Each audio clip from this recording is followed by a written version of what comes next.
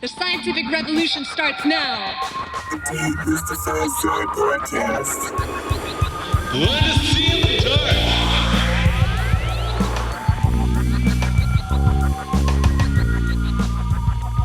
But when it comes to my own writing, I write when the inspiration comes. Really? And some days it's there, other days I feel like doing something else.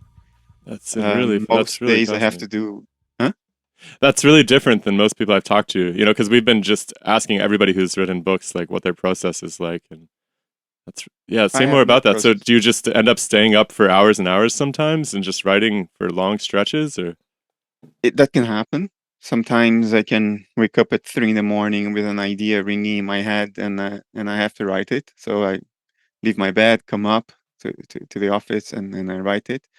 There are days I wake up and I don't feel like writing, so I don't. I do my work, and sometimes I pursue a hobby in evening hours. And there are days that something is just kicking my butt, saying, "You gotta write that. You gotta write that right now. You gotta do it." And then there is hardly time to eat, to sleep. But I don't have a process. I don't have a routine. No. I'm always going with the flow. You just sort of trust the muse. Yeah, Just yeah. wait And for it. I know that for some people, if they just go with the flow, they end up not doing anything. So they need a process. They need structure. I don't have that. That only happens when I need to do something that the daimon is not pushing me to do. When I have to do something that's not part of my path, not part of my trajectory, something for somebody else, for instance, and that happens regularly, of course. But when it has to do with what I'm supposed to be doing, no, there's no structure, no process necessary. What if you get struck by an ride. idea in the middle of like a deadline for something else? You run a foundation and you have some meeting in the morning or something. Are you just give first priority to the work, to the bigger long-term work, the book, or do you just let ideas go sometimes, or how's that? How do you navigate? Because I think that's the benefit of having a day, like a routine or a structure, is that you always make time for it, and then that way it won't ever be in conflict with other things. I'm sure that's the right thing to do, but that's not how it happens with me. No, if that idea comes at 3 a.m. and it comes with the right words, because the idea I can recover, but I may not be able to recover the words. So when it comes like formed already, and I know that this is the bullseye, this is how it has to be, then I'll leave my bed at 3 a.m. and I'll go do it, even if I have a call or a meeting at 8 a.m. And then I will not sleep. And then I sleep the next day or the day after that. Okay. But there are those days, lazy Saturday morning that I just feel like sleeping out and I stay in bed until 12. That can happen as well. I think it's the conserved ideas that you have to give it first priority, like these really long-term projects, whether it's you're willing to drop everything and tend to it because you have an idea, or you schedule it in some way. You have to put it first on the map, or it'll just never ever get done. If it's always getting swept away by the things of daily life, it'll just never ever happen.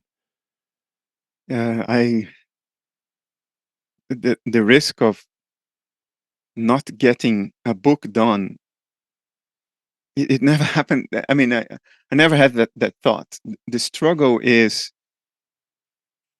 to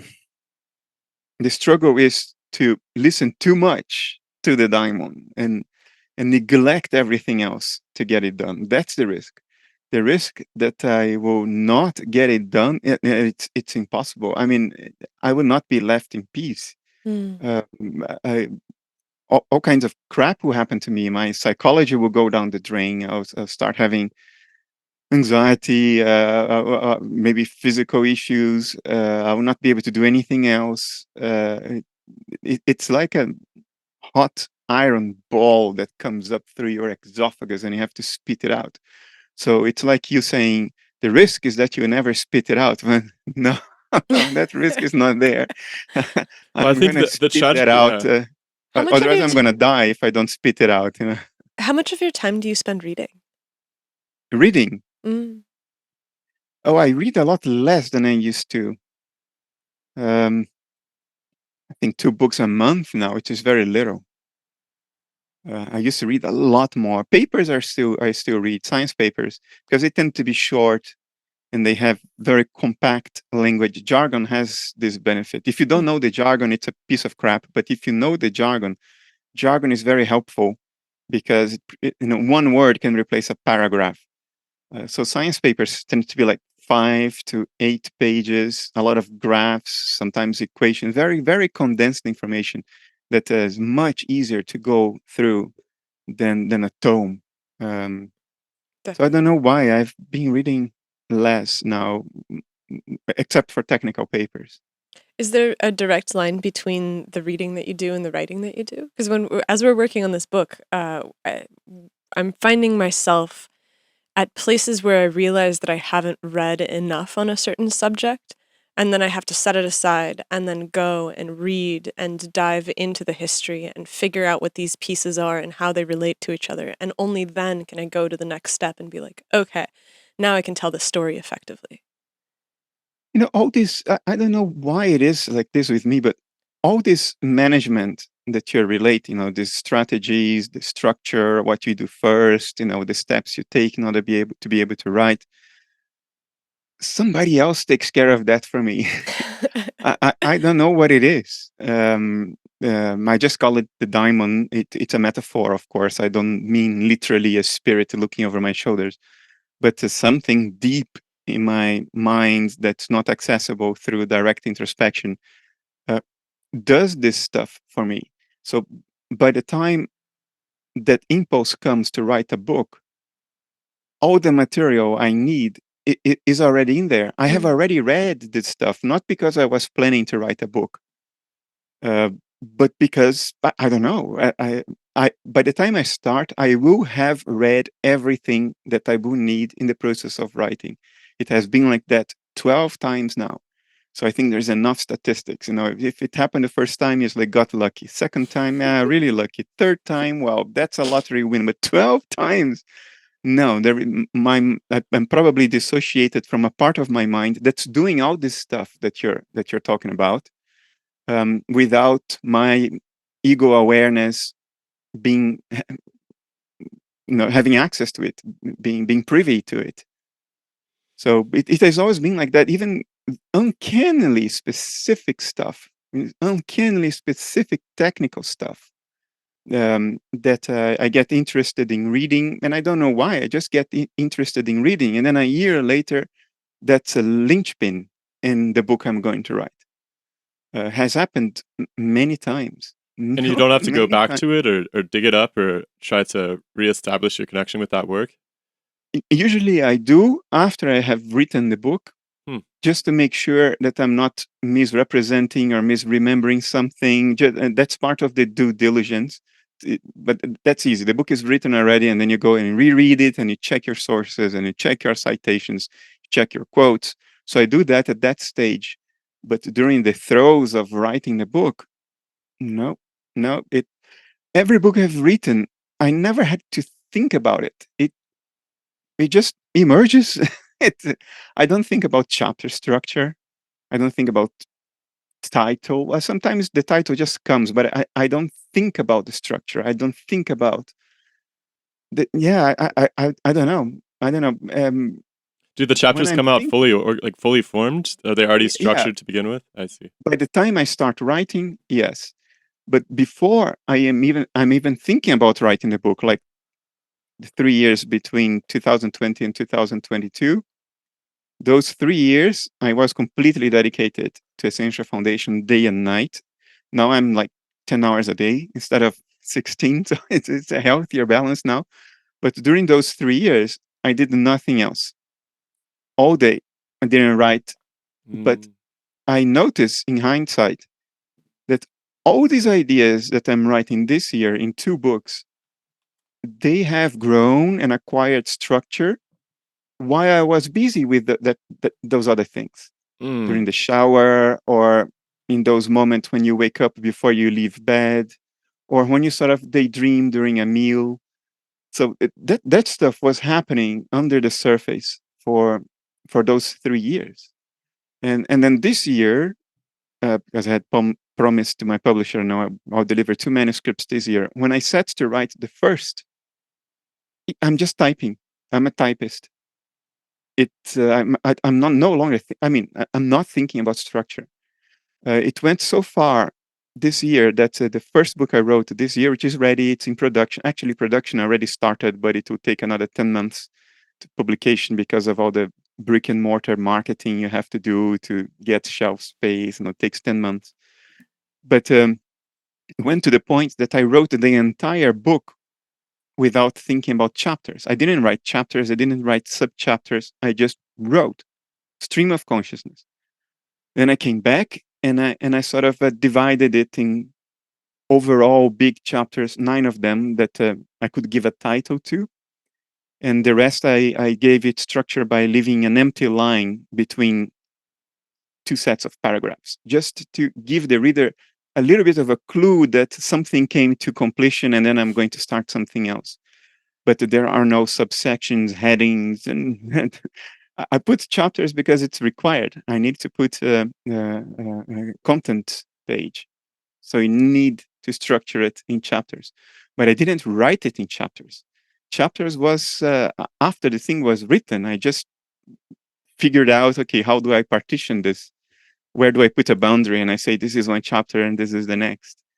But if you read it when it's published, you will see that, say, chapter 4 is about panpsychism, and chapter 5 is about idealism, and chapter 3 is about physicalism. But if you read it, you will see that I talk about all 3 of them in every single chapter. Mm. I go from one to the other, I go back as if I were talking to someone. Mm-hmm. And I did it because that's how it came to me. And I've after 12 books, I've learned that you don't fight the diamond. If you know what I mean? Yeah, I was gonna say, I wonder if that's a huge part of our problem. Is just it's our first book, and we almost feel like we need to put every idea we've ever had into it for the last 30 years, essentially. And it's like that's a big mistake. Right. I know, and so there's a lot of fighting that, and just like having to recenter the focus and realize like this isn't our last book; it's just our first book. And yeah, even if you have that mentality that you're giving your final word on the subject, it must be complete, and it cannot have any sentence that you might like to rewrite later on. If that's your goal, you will never finish it. Yeah. I think that's definitely something. I know that you struggle with that in particular. Well, it's less that. It's more that we set out to write this book about the physics, and then I realized that in order to tell the story of why this kind of perspective is important, and actually it's kind of funny because the argument that we're making is that a materialist perspective is important. And the argument that I'm making is that the materialist perspective at some point in the recent past disappeared. And I had always pinned it to Michelson-Morley, where I was like, okay, Michelson-Morley, they find that there's no ether, Einstein rises. And then we started talking to people, and it became obvious that that was a much more complex and nuanced story than that. And so I've basically, in the process of writing this book, had to go back and educate myself about this so I don't write something that's trivial, because I think that it's a much more complex story, and I think that it strikes at something that's very, very deep in the human psyche, which is this battle between materialism and spirit that has been with us since the earliest texts of the ancient Greeks. Like you go back to Pythagoras, and he's like, the numbers. It's the numbers, you go back man. to Parmenides. It's there too. And so it must be something that's even deeper. And so I feel like there's this duality in minds that has persisted for as long as people have been writing their thoughts about nature. And so I didn't know that. And in order to be able to write about it, I had to go figure it out. And that's what I've been taking most of my time to do, because I'm like, there's so many people and they all interact in these delicate ways.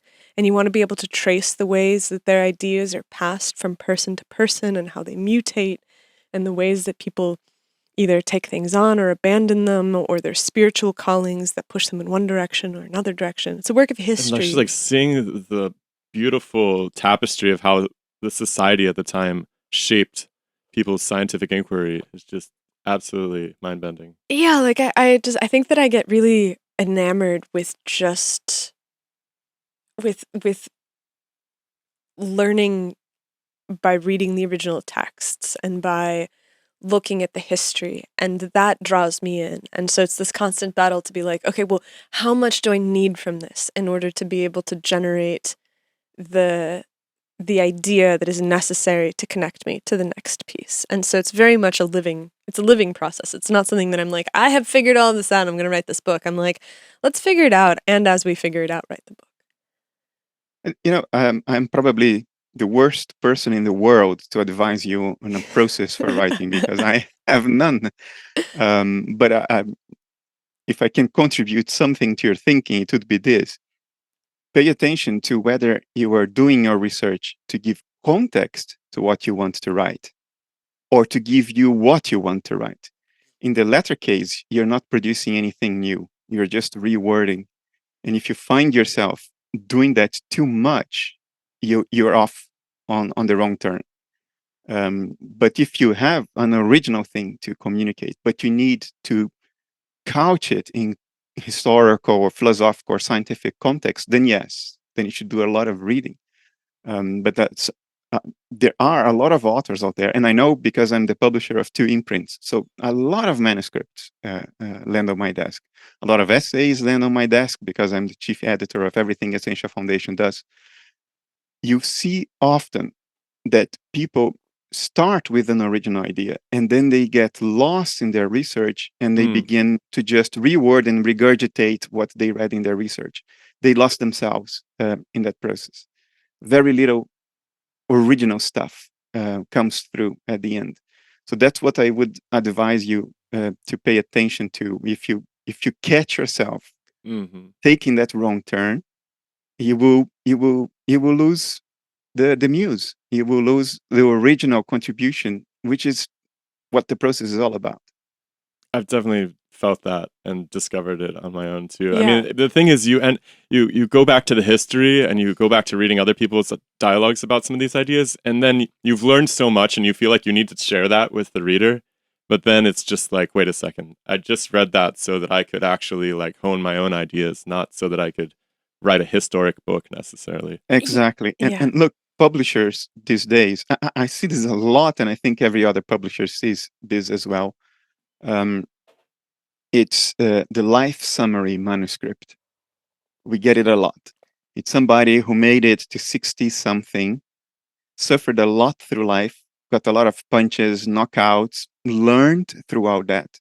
Then they come to a point where they feel, I have to share this learning of my life with everybody else. The problem is, everybody will have their knocks, their bumps on the road, their suffering. Everybody will go through that process firsthand. And that's what life is all about. Without that, we wouldn't need to leave. So when you get to that point and you feel tempted to just sort of edit from everything you've learned through your life, those segments that were important to you, because they were important to you, then we project ourselves to everybody else and we think, oh, this is the key for everybody else. And you start gesticulating, look, he said this, he said that. The significance of that is for the one who went through the life in which those insights were meaningful. It's impossible to project that to the path of everybody else. So the intent is extremely noble. People want to spare others of the suffering they had to go through. Demystify Sci is a project that is supported almost exclusively by viewers like you. And so if you've watched a couple of episodes and you really like what we do and you want to support the podcast, consider coming over to patreon.com. In return for a couple dollars a month, what you're going to end up getting is both of our episodes for the week early. You get them on Saturdays instead of having to wait until Monday and Thursday like the rest of the world. And you get access to one of my favorite things in the world, which is our Sunday patron chat. We are breaking the tradition of isolated communication in the digital age, and we get together every Sunday over Zoom and we talk about the big questions that are running through our heads. Sometimes it's questions that the patrons bring, sometimes it's things that we're curious about, and this is really the place where we get to guide the ship. And so come on over to patreon.com and sign up to give us a couple dollars a month and participate in the patron chat. If you can't do that right now, that is totally fine. You can subscribe to the channel, you can leave a comment, you can come to our Discord server, you can come to our Facebook group, you can follow us on Twitter, on Instagram, on TikTok. We are in all of these places and would love your support in any way that you can show it. Hopefully, we'll see you there. Unfortunately, that's not how it works. Every life is original. Every life is a draft. What was significant for one is not significant for the other.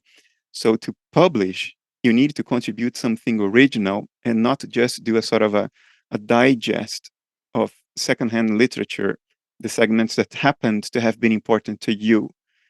That doesn't justify. And there are hundreds of thousands of books published every year. Most of the people who would tell you, oh, Bernardo Kastrup is great, they haven't read a single book I wrote. They watched videos, they watched interviews like this. So they get those little pieces that they weave together with other stuff they heard elsewhere for themselves. That's how it usually works. So that's another thing too, and I'm saying this not only to you, but whoever is listening. Think about that temptation when you get to your 60s, that you want to do a digest of everything that was important to you to share that with everybody else. It's not necessarily what everybody else will resonate with or will find meaningful or will find important.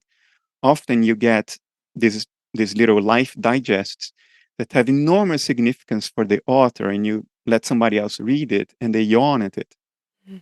Why? Because every life is unique. Every perspective is unique. What resonates with one doesn't resonate with the other. What's important for one is not important for the other.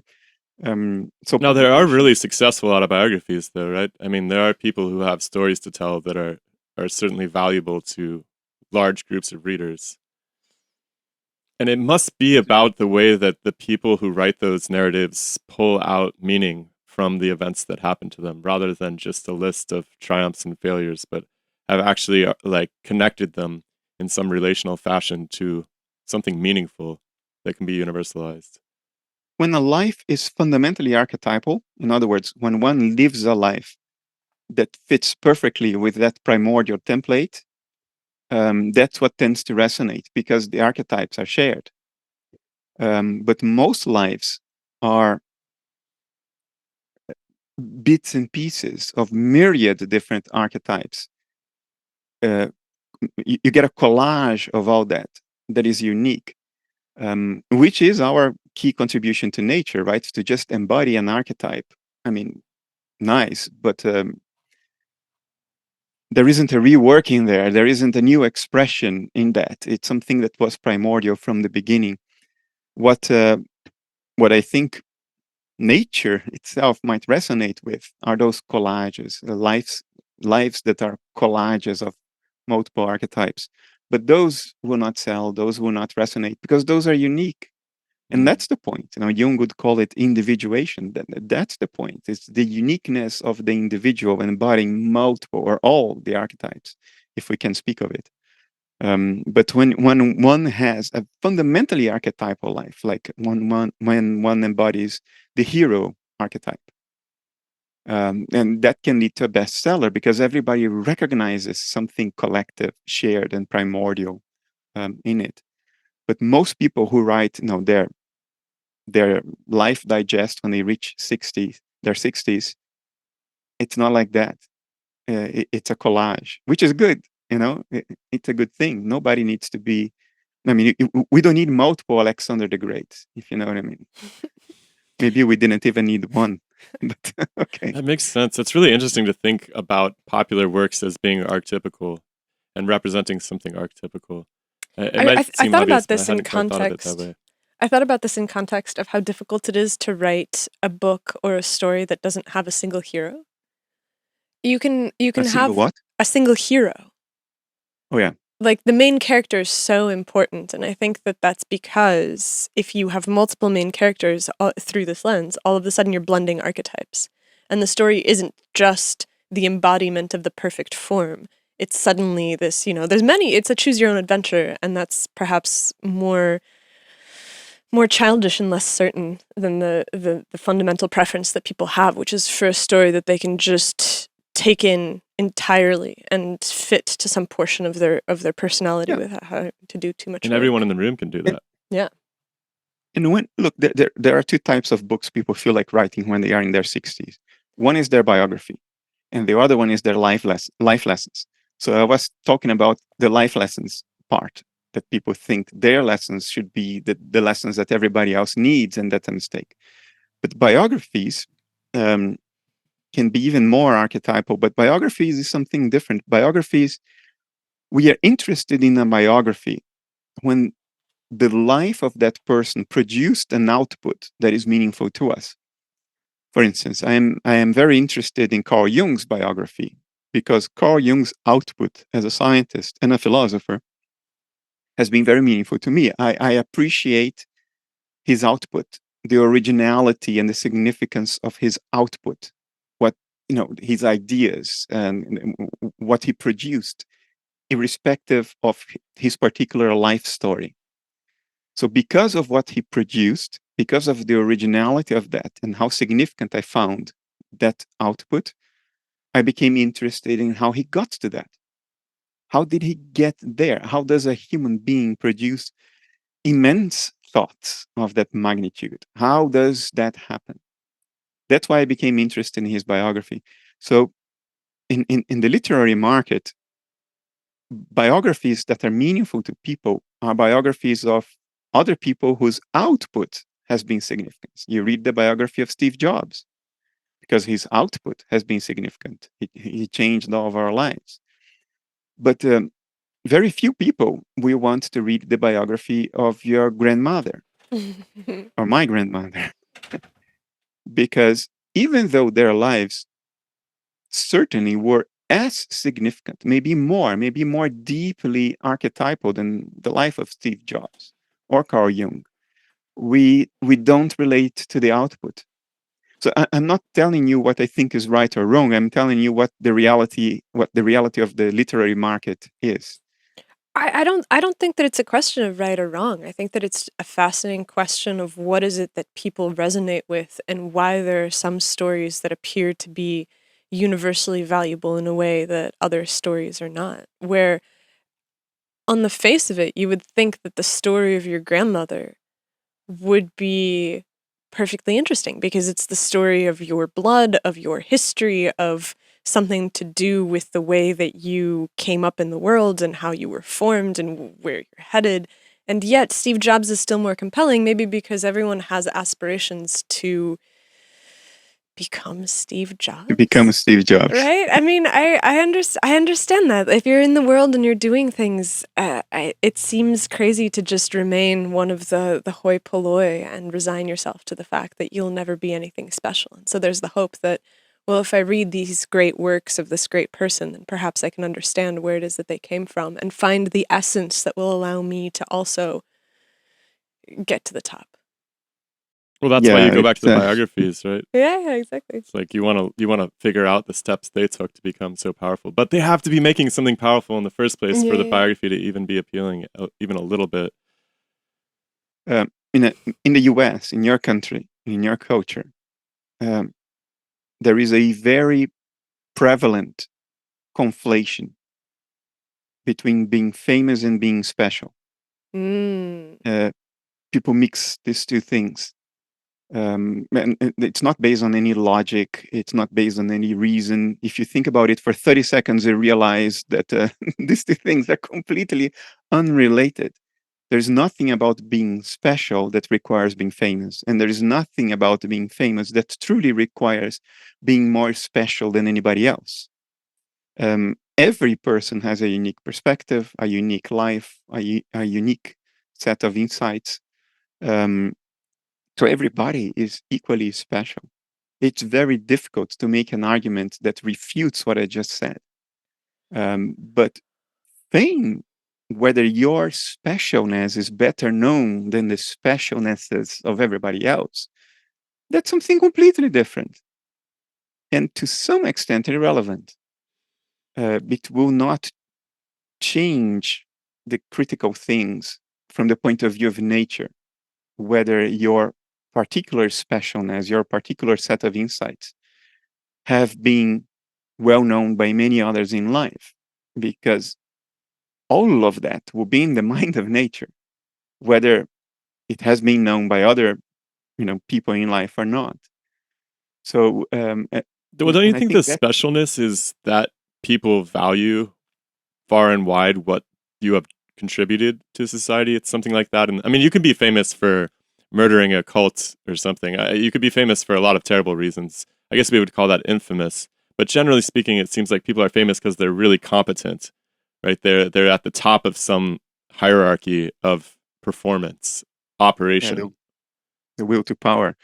And yeah, and in the US especially, that gets conflated a lot with meaning. The meaning of life is to be rich and famous. It's like, really? Think another 10 seconds about this and come back, tell me if you if you really believe this. Um, I think that and in a country where there's no safety net, fame seems to be a stand-in for security. Where it's the idea that you cannot fall through the cracks if so many eyes are on you. And if so many eyes are on you, that means that it must be translating to financial success. And if you have financial success, then you can buy your way out of the teeming horrors of what it means to be poor and rural and Fame's the new college degree. yeah, exactly. But I do think that it's not accidental that the lack of safety net in America is also present in a country that is so obsessed with fame. Like, I think the two relate to one another deeply in a way that most people don't realize. so there are psychological motivations for this, I understand. But if you think about what we mean by the terms success, meaning, specialness, fame, and power, they are very different. There is very little overlap between them. We create these overlaps because of psychological reasons, like you mentioned. And that can lead to a lot of suffering because a lot of people think if they are not rich and famous, then their lives are meaningless. From the point of view of nature, that couldn't be further from the truth. Mm. You know, the in Christianity and most other religions, you have this part of the religion in which people sort of retire from the world and go live in a monastery or go meditate on a mountain, and they're not famous. Nobody sees them for 30 years except the local bear and the local birds. um, the monasticism, that's what I'm talking about. So the monastic impulse in religions um, derives straight from the intuitive acquaintance with the reality that it is your inner life that has value to nature, not how you project your inner life towards other people while everybody's alive. In other words, a guy who nobody ever heard about, who has spent his life in a monastery, praying and reading scripture and deriving all kinds of insights during 60 years in the monastery. You never saw him, you never heard of him. When he dies, it will be as if he has never existed. That guy, from the point of view of the mind of nature, is as significant as Michael Jackson, maybe more. Because when those two inner lives are absorbed back into nature, it's irrelevant whether other people knew much about that during their lives or not. They are reassociated into the whole. When you say the view of nature, is that God? Is that the old concept of God? It just seems like you're reifying this concept of nature into some sort of actor, and that seems like a valid perspective from a spiritual point of view. I mean, there's God is a very popular idea still. Is it the same thing? I don't come at it from a spiritual perspective. You guys know I'm an idealist. I think uh, the nature of reality is mental. It's mind stuff. I think what nature is a field, especially unbound field of subjectivity, and the world we see are the excitations of that one field of subjectivity. So that dovetails nicely with grand unification theories and all that. But I think the field is not a objective, non-conscious field. I think the field is a mind. It is subjectivity. It is that whose excitations are experiences. The colors we see, the smells, the thoughts, the insights, the pain. Um, So from that perspective, human beings are dissociated segments of the mind of nature, like outer personalities. If nature has multiple personality disorder, we are the alters of nature. And life is what that dissociation looks like. Biology, metabolism is what a dissociative complex in the mind of nature looks like. We say that it is alive. In other words, it is dissociated. And therefore, the end of life is the end of the dissociation. So, what is the end of the dissociation? It's the reabsorption of your inner life into the broader mind of nature, that one field of subjectivity. Cultures throughout history have intuited this. Even us, I mean, look at how we portray death, the Grim Reaper. What is the instrument the Grim Reaper carries? It's a harvesting instrument. Harvesting. Other cultures have had the notion of sacrifice, which is a terrible, morally, absolutely rejectable notion, because everybody's going to die anyway. You don't need to hurry that process. If you hurry that process, you have less opportunities for learning. So sacrifice is abominable. But the intuition behind sacrifice is not is it that didn't come out of nowhere. The idea that you make a contribution to what you might call God by ending a life, it is not illogical, because when you end the life, you end the dissociation. So you are gifting that person's memories and insights to the mind of God. That's when God can access that. It's when the dissociation ends, because while the dissociation is ongoing, there is a dissociative boundary preventing the mind of nature from accessing the contents of your inner life. So it's not completely gratuitous. It is abominable and 100% unnecessary, because we are all going to die anyway. But it's not illogical. It didn't come out of Seems like nowhere. there's So something practical to it too. Like this idea that constantly throughout your life you have to give up things in order to get things. Like to make a future better, you might have to, forestall whatever immediate pleasures you might receive had you not done the long-term efforts to move yourself towards a future. I feel like there's something deeply human about that process that is celebrated in the idea of sacrifice as well. Like it's sacrifices are fundamentally about giving up something that you love, right? That's what makes it a sacrifice. It's not just you give up something that you didn't really care about. You have to give up. You have to make these trades almost. I'm not sure about that. I think that in a lot of societies, sacrifices were like people captured in battle and stuff like that. I think that there's probably there's the Judeo-Christian, even if you just go with like the Judeo-Christian tradition of sacrificing animals, let's say, right?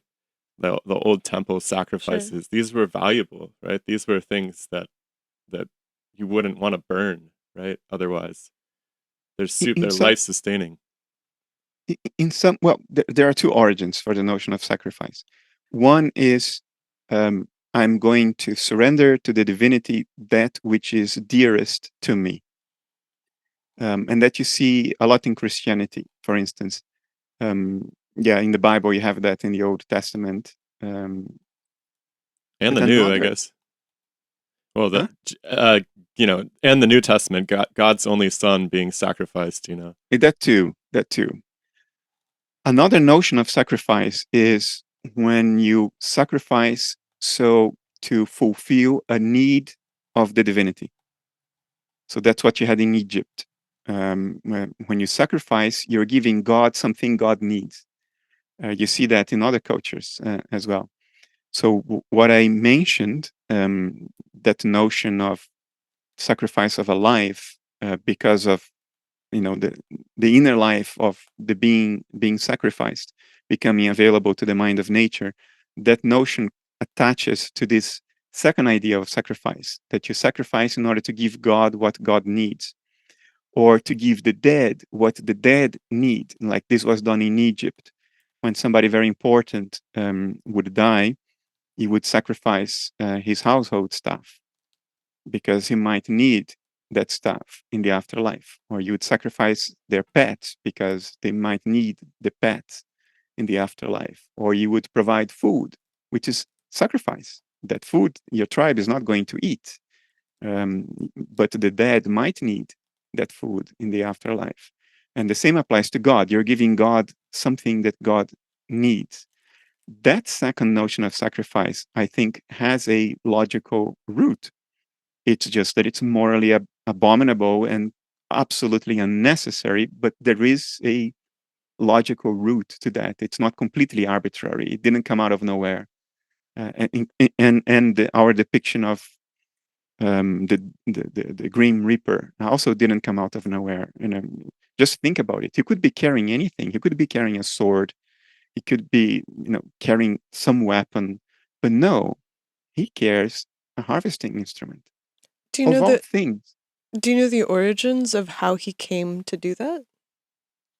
of how the image has arisen in our collective psyche. I don't know. I don't Because I know. mean, I'm not sure.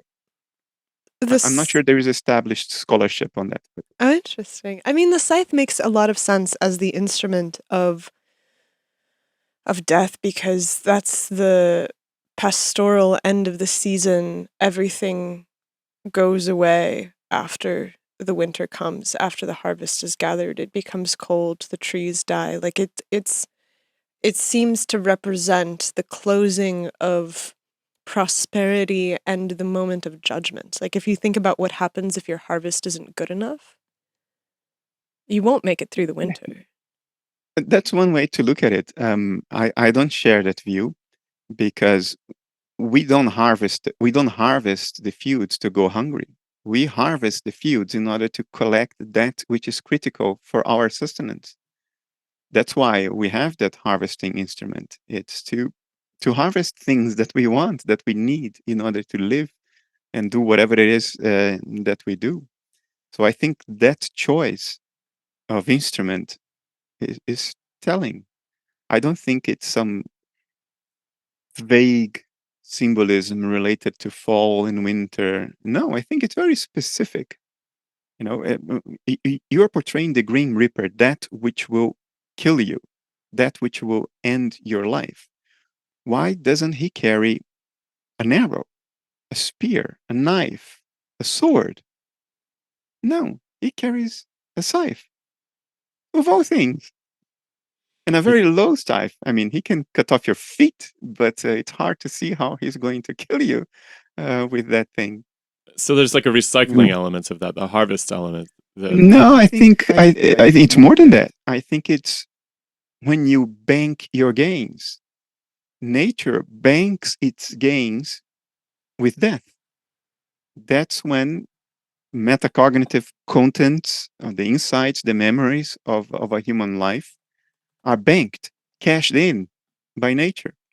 Because up until your death, those insights are only yours. They are not benefiting nature at large. But when you die, which is the end of your dissociation, now they are banked. Now they become available in a much broader, spatially unbound cognitive context. I mean, I'm speaking from the point of view of analytic idealism. So if you are a materialist, of course, you would think that everything I'm saying is senseless. Because under materialism, when you die, your mental contents disappear. They don't become integrated into the rest of nature, they just disappear. So everything I'm saying makes no sense under physicalism. I mean, what about the fact that they get integrated by your works while you're alive and your interactions and the ideas that you put on the table in a public sense?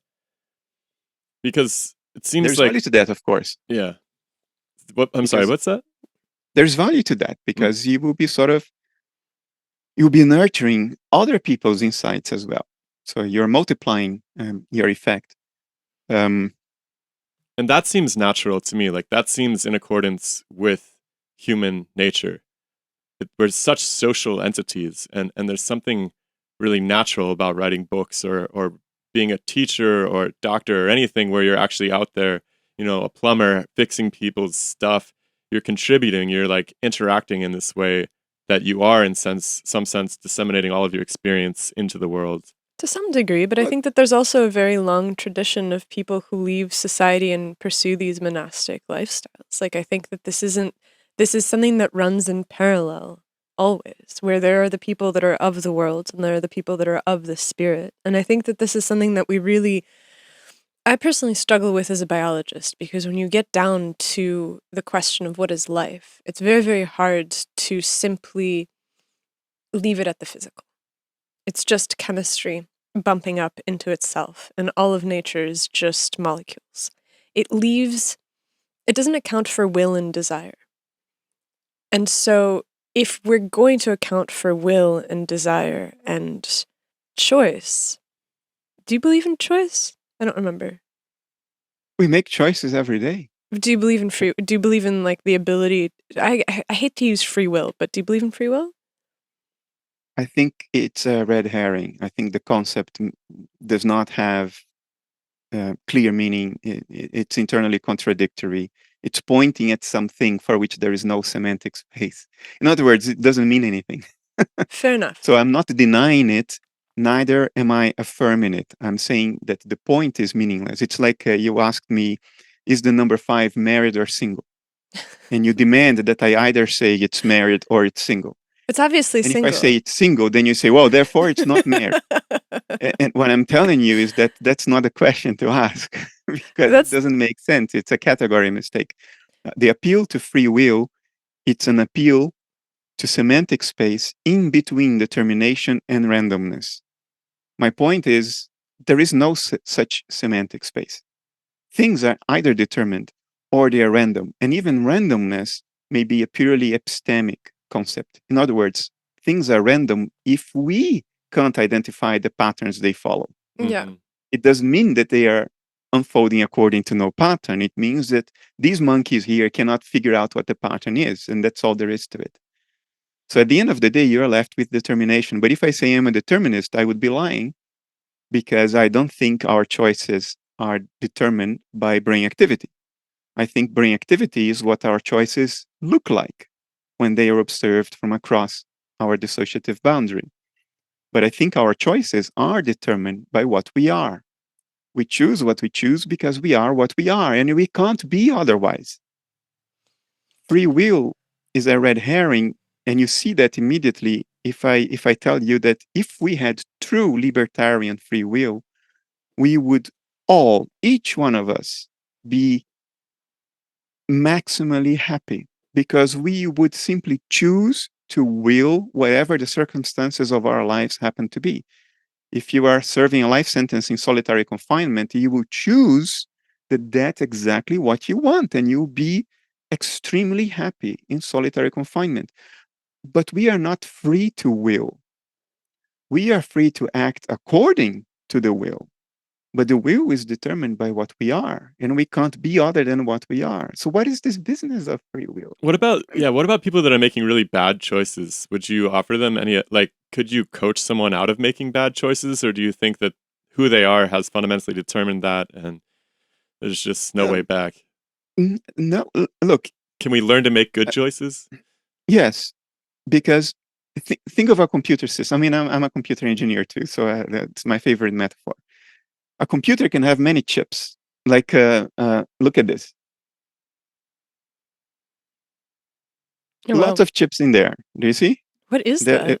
Multiple sizes. Is that your Even on the computer? top, there are chips in there. This is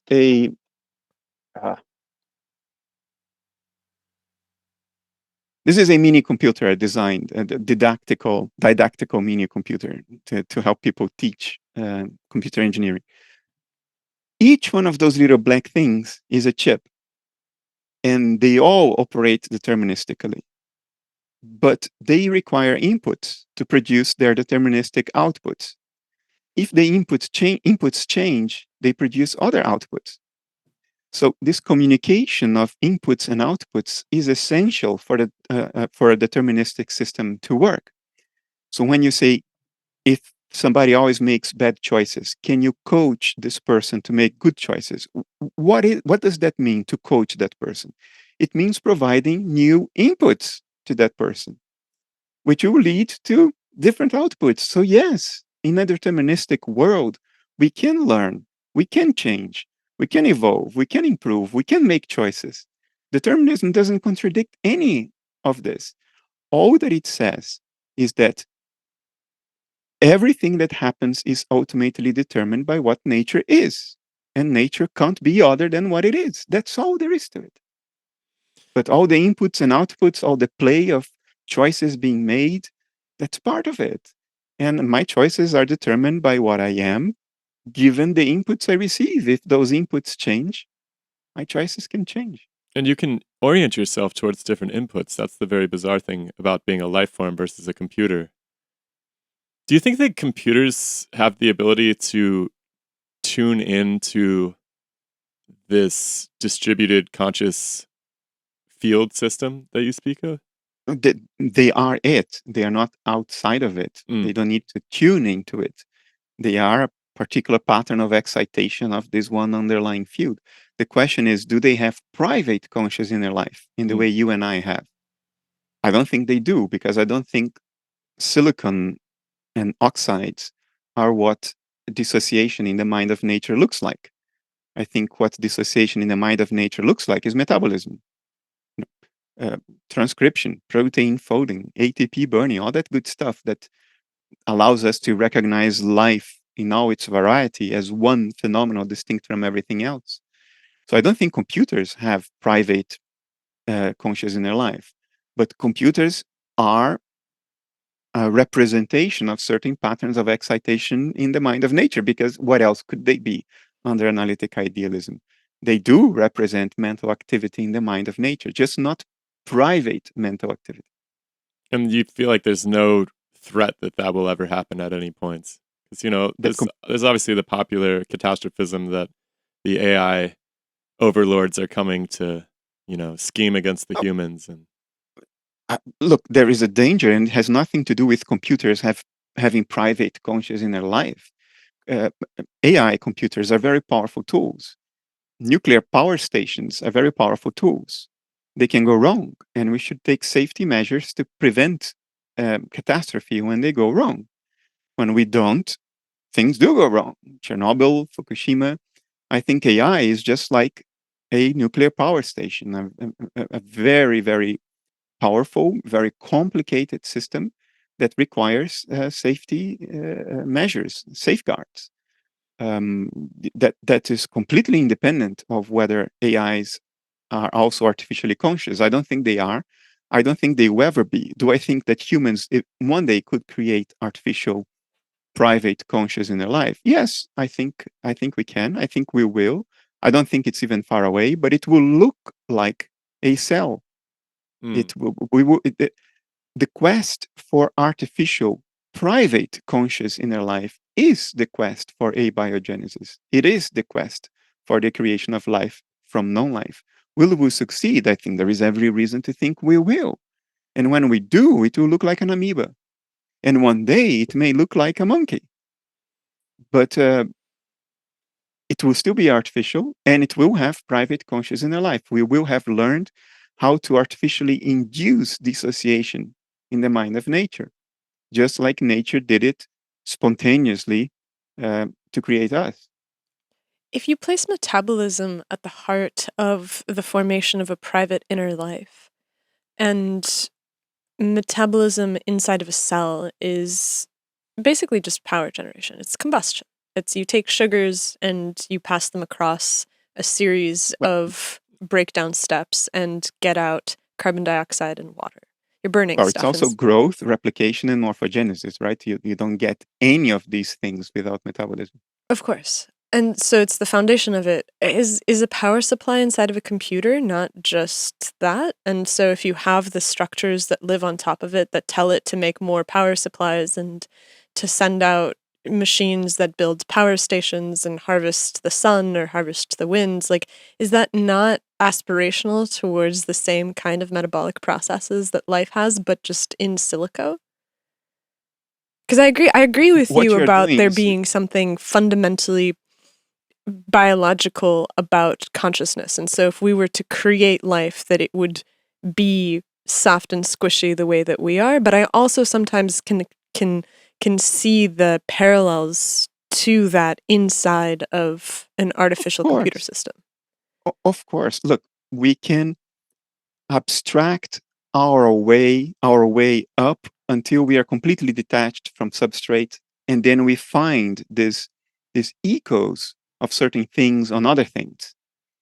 And people do that all the time when it comes to scientific theories. Their models of nature are abstractions. You are sort of making the models independent of the concrete embodiment in a substrate. You're transferring all of those dynamics to mathematical equations. But when it comes to listening to what nature is telling us, because that's what science does, we are looking at what nature is telling us. When it comes to consciousness, we make a mistake that we don't make anywhere else. For instance, I can scientifically abstract kidney function into mathematical equations. And then I can run those mathematical equations that model kidney function on my iMac right now in front of me. And I can run that model with such a degree of molecular level accuracy that it will have a complete isomorphism with an actual kidney. Yet, nobody will expect that on that account alone, my computer will urinate on my desk. Because we know that isomorphism is conceptual. It exists in a level of abstraction. It doesn't translate back to the concreteness of a kidney. A computer simulate kidney function is not going to pee on my desk, even if the simulation is accurate down to the molecular level, such that there is a complete isomorphism with a real kidney. What's the difference? Well, the difference is the substrate. In one case, it's silicon and oxides. In the other case, it's carbon, hydrogen, nitrogen, and actual kidney function. One is isomorphic to the other without being the other.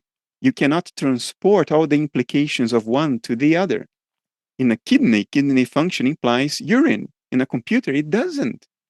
So we understand that when it comes to urine, but when it comes to private conscious inner life, because we are so confused about consciousness, we forget that. And now we say, if I simulate the patterns of information flow and integration in a human brain in my computer, lo and behold, my computer will be conscious. It's exactly the same thing as saying that my computer will pee if I run an accurate simulation of kidney function on it.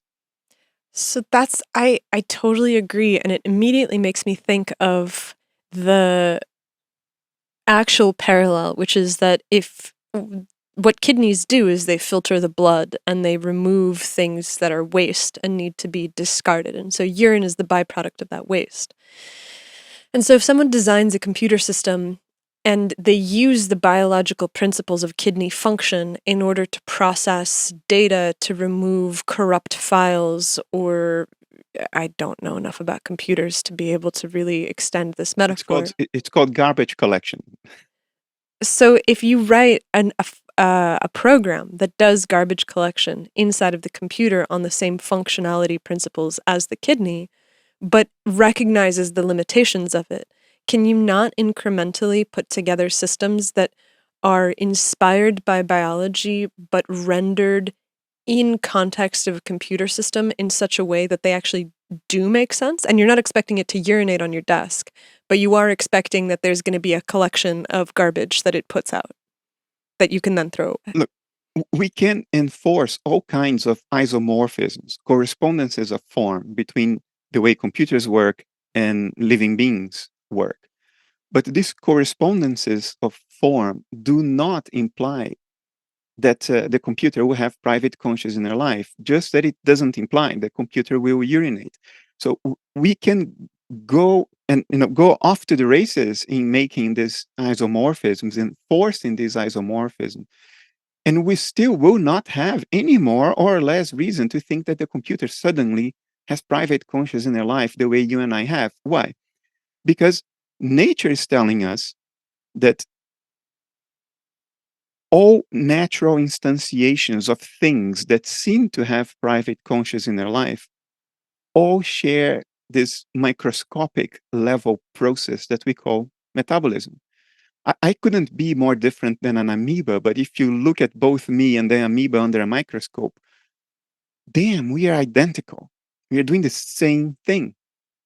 That's what nature is telling us, that when there are beings that are identical to us at a microscopic level, exhibiting behaviors that in our case are motivated by private conscious inner life, we are very well motivated to say that they too have private conscious inner life, because their behaviors are the same and their function and structure is the same. It's not analogous.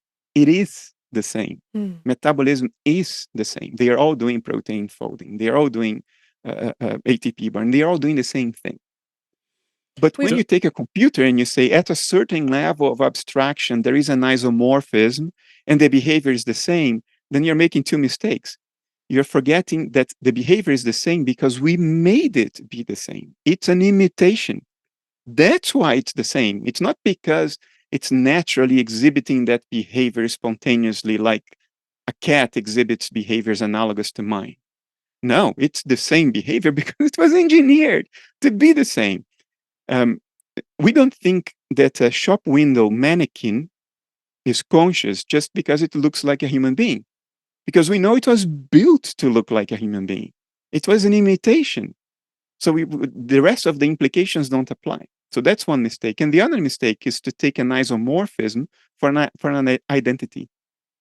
Is to take the isomorphism of a computer function with us at a certain level of abstraction with an identity.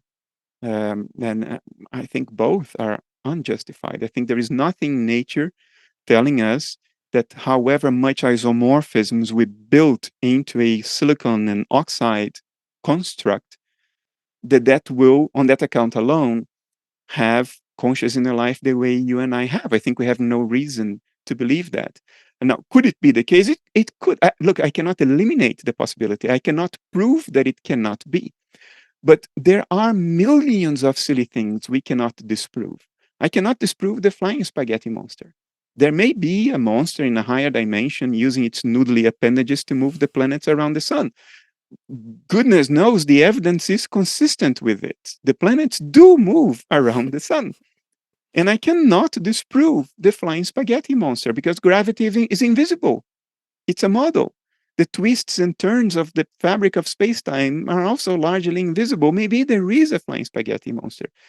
I cannot disprove it, but I can make a very strong argument that we do not need to spend time contemplating the hypothesis.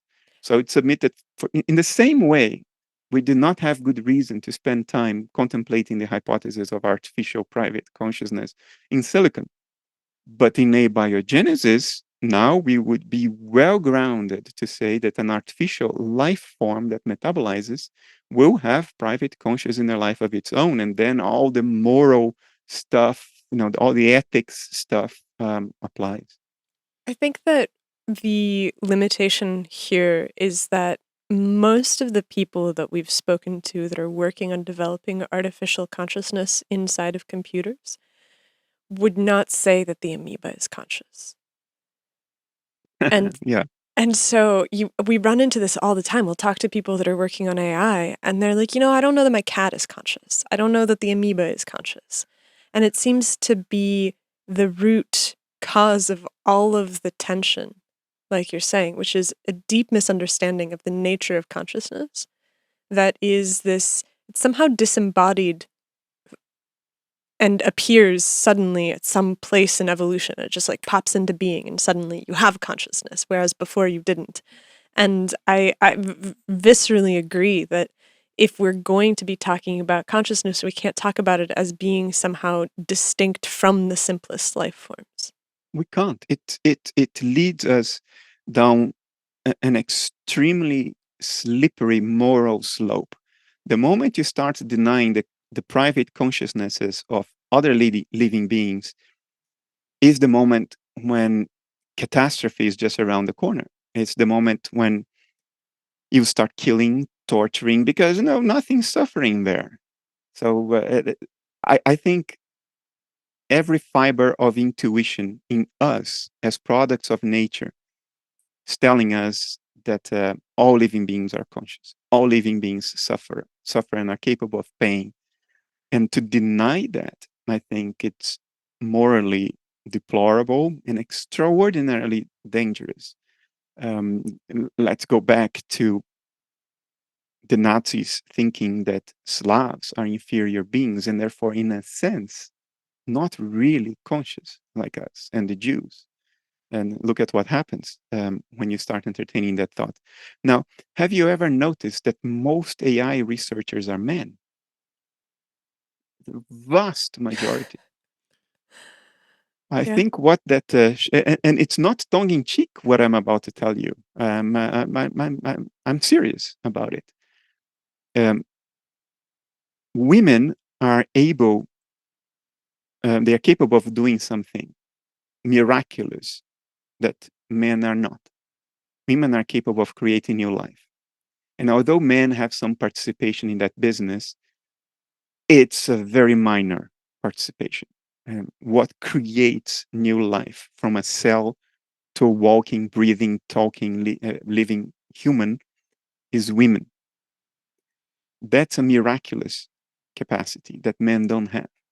Now, Freud used to talk about penis envy, which is women being envious of this extra organic part that men have and they don't.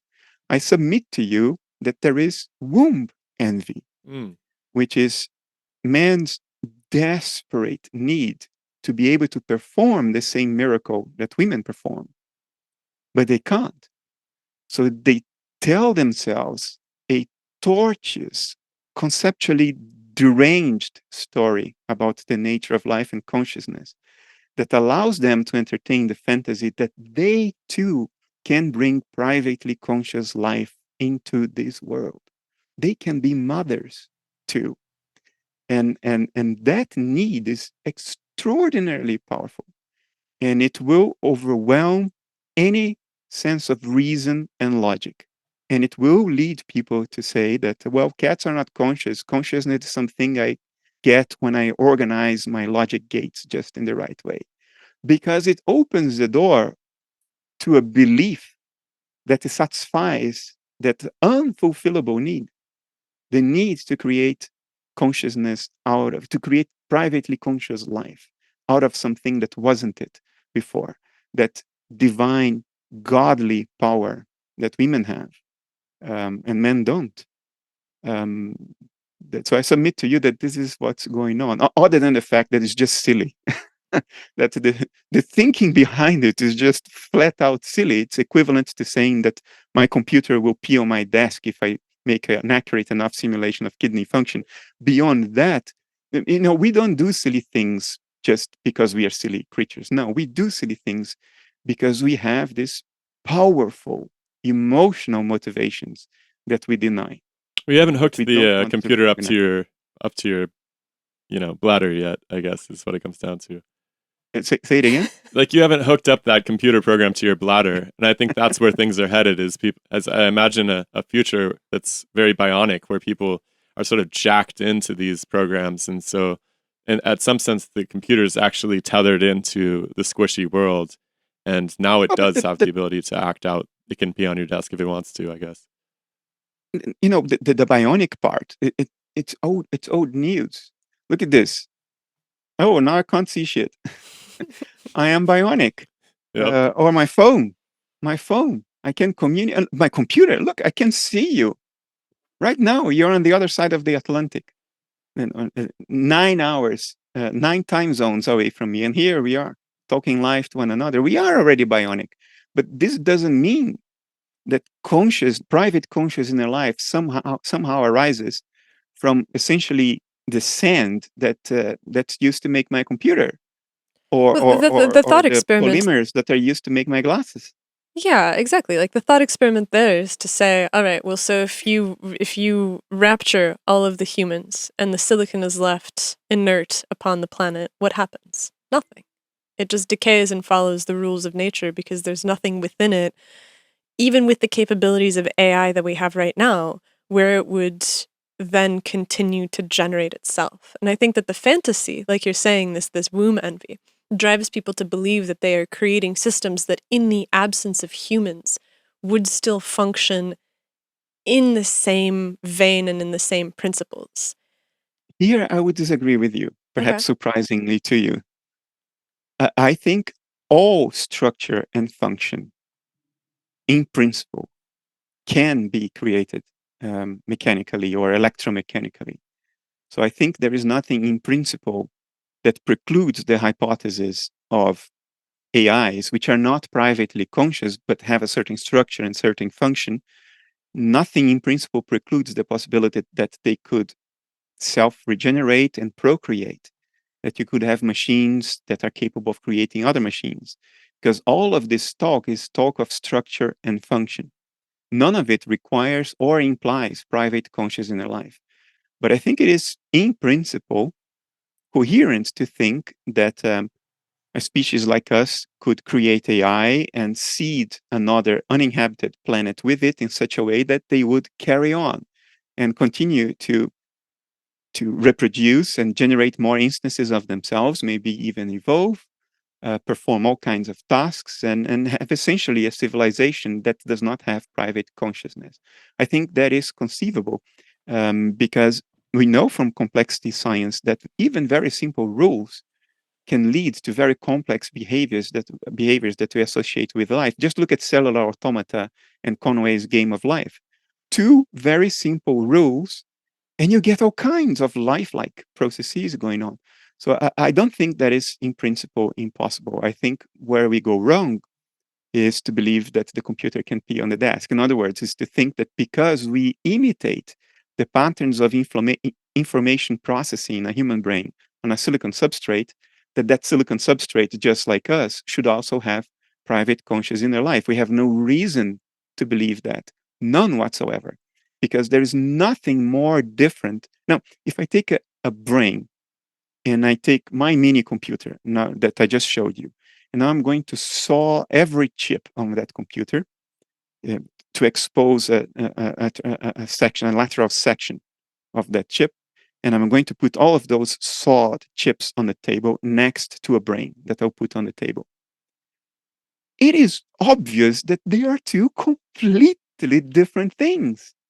Yes, there are isomorphisms between the two at a certain level of conceptual abstraction, but that doesn't eliminate the pungent, concrete, undeniable fact that a computer and a brain are completely different things.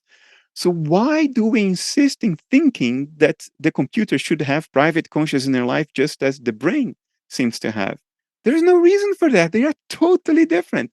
A computer operates by moving electrical charges in metal traces that are gated by silicon gates. A brain processes information by releasing transmitters in synaptic clefts. And the energy is produced by ATP bonding. I mean, these are completely different things. But because we are so driven to carving out space for the belief that we, men, too, can create life, that we abandon logic, we hang logic at the door, and we proceed to entertain fantasies. I think that it's easy to entertain the fantasy because people don't have a good sense of what is life and what is consciousness. Like when we have these debates, it seems like that's where it comes down to, that if you don't have a solid understanding of consciousness and you operate under the idea that it is something distinct from the substrate of life or the manifestation of life, then you can develop these fantasies that you will program your computers to be able to do that because it's indistinguishable. And your computer it will have a bladder reservoir and it will have fake blood and it will be able to pee on your desk. And so because it can pee on your desk because of the thing that you have engineered into it, it is one and the same since it's running the software that's modeled on the principles upon which a brain works. And if we have a naive, limited understanding of what's going on, then of course we artificially create room for these fantasies because our understanding fails. Richard Feynman wrote about it. He wrote about cargo cults. Do you know what that is? Mm-hmm. But maybe somebody listening doesn't. Just for the audience. So, in the Pacific, during the Second World War, the Americans established several airstrips, airplane bases, on several Pacific islands during the war against Japan. And the natives of those islands, they had never seen technology before. And suddenly they see these things with wings that fly, and when they come back and they land, they have cargo, because the Americans also distributed food and trinkets to the natives to make them happy. So they started thinking, oh, these things with wings, they come from the gods, and when they land in here, we get goods. So when the war was over and the Americans went away, the natives started creating airstrips themselves and replicating the form of the airplanes with wood and straws. They even created this control towers out of wood, bamboo, whatever they used. So the form was all recreated, and they did that in the hope that then they would get the cargo, they would get the food, they would get the trinkets. Why did they do that? Because they had a naive, incomplete theory of how the stuff was working. They thought that the form alone could account for the function. They didn't understand that there was a lot of stuff going on under the hood that enabled what was going on. AI is the same thing. We have a very naive, very silly understanding of the nature of reality, the nature of consciousness, which creates this gaping gaps in our models of reality, and we believe that form translates to function. We entertain cargo cults. We think that if I imitate the form of information processing and integration in the human brain, if I imitate that in silicon, that I'll get the consciousness. That's like imitating the form of the airplane with straw and hoping that you'll get the cargo. It's entirely analogous. It's exactly the same thing. Mm. And it's all the complexity which makes life so difficult for people to define, because it's really strange that, a child can tell whether something is alive or not. It's a very natural intuition for people to know when something's alive versus when it isn't. And yet there seems to be no real good, consistently used definition of life. There's like lists of qualities, but in terms of what actually defines something that's living, it seems to be this, constantly Yeah. receding. It's because we want to create some form of abstraction. Life is extraordinarily easy to identify. It's the only thing that burns ATP, does transcription, and protein folding.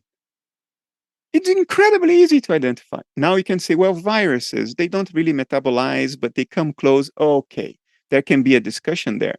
But that's a discussion about a tiny interface. By and large, we know exactly what's alive and what's not. The problem is we try to abstract away from the concreteness that nature is giving us. We're trying to abstract some conceptual framework that is more generic than metabolism. And we start talking about, well, if it grows and reproduces, then it's living. Well, okay, then a cellular automata has living beings. That's just silly. It's just silly because we know exactly what's going on in a cellular automata. We know exactly what microscopic silicon gates are opening and closing according to what rules. But we keep on insisting on finding some abstraction that raises the idea of life spiritually beyond the wetness and the concreteness and the warmness of the warmth of a metabolism. There is no difficulty at all about identifying life. It metabolizes. Metabolism is unique. Nothing else in nature metabolizes, and all life metabolizes. That is it.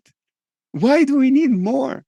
If we want to really abstract in philosophical terms, then we can start talking about the unified plan of morphogenesis, which is something we haven't understood yet. We cannot reduce that to molecular level processes.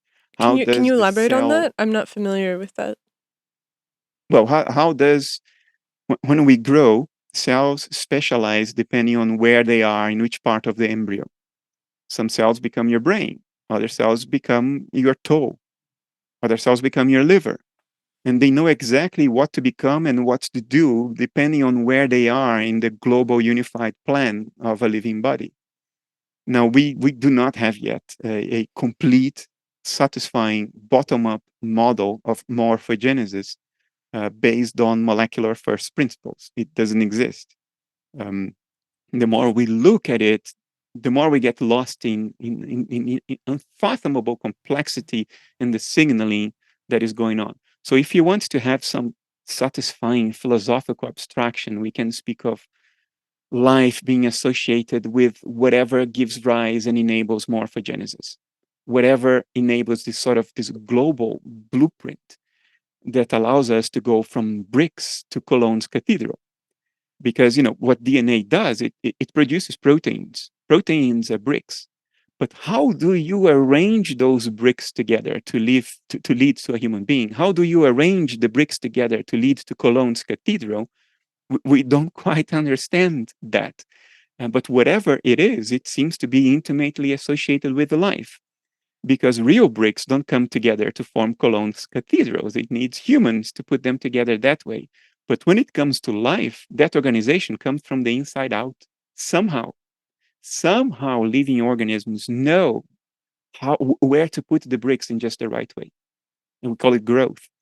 So you could associate life with something at that level to give people some kind of warm, fuzzy, satisfying philosophical abstraction.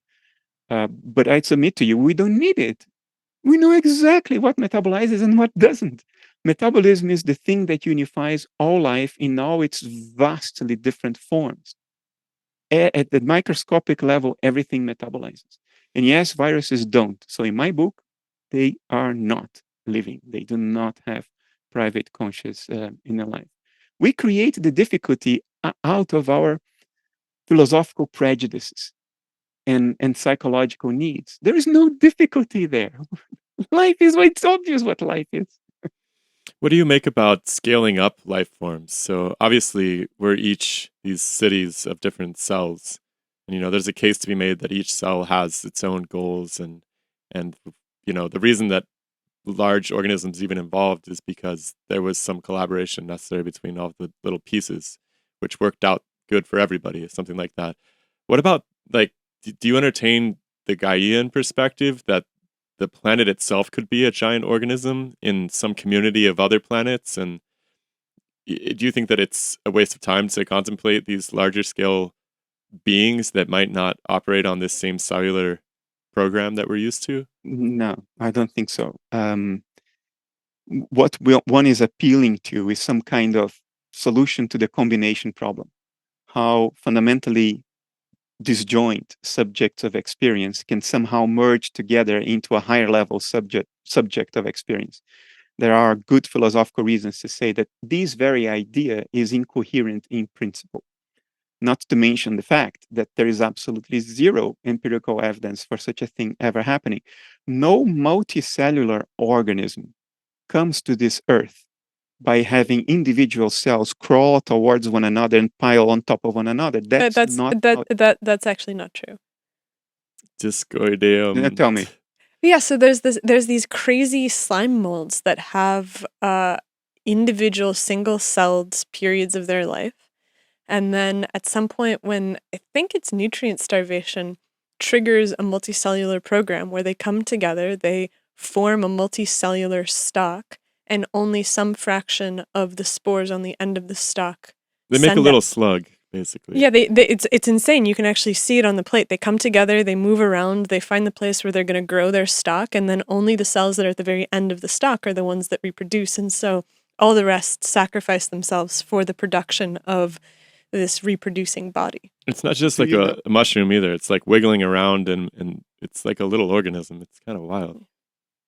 You know that marine animal called a Portuguese man of war? Mm-hmm. It's coherent. It moves coherently. There is division of labor. Some of the organisms in it are stingers. Others are floaters. Others are to digest prey. It's not one organism. It's a colony.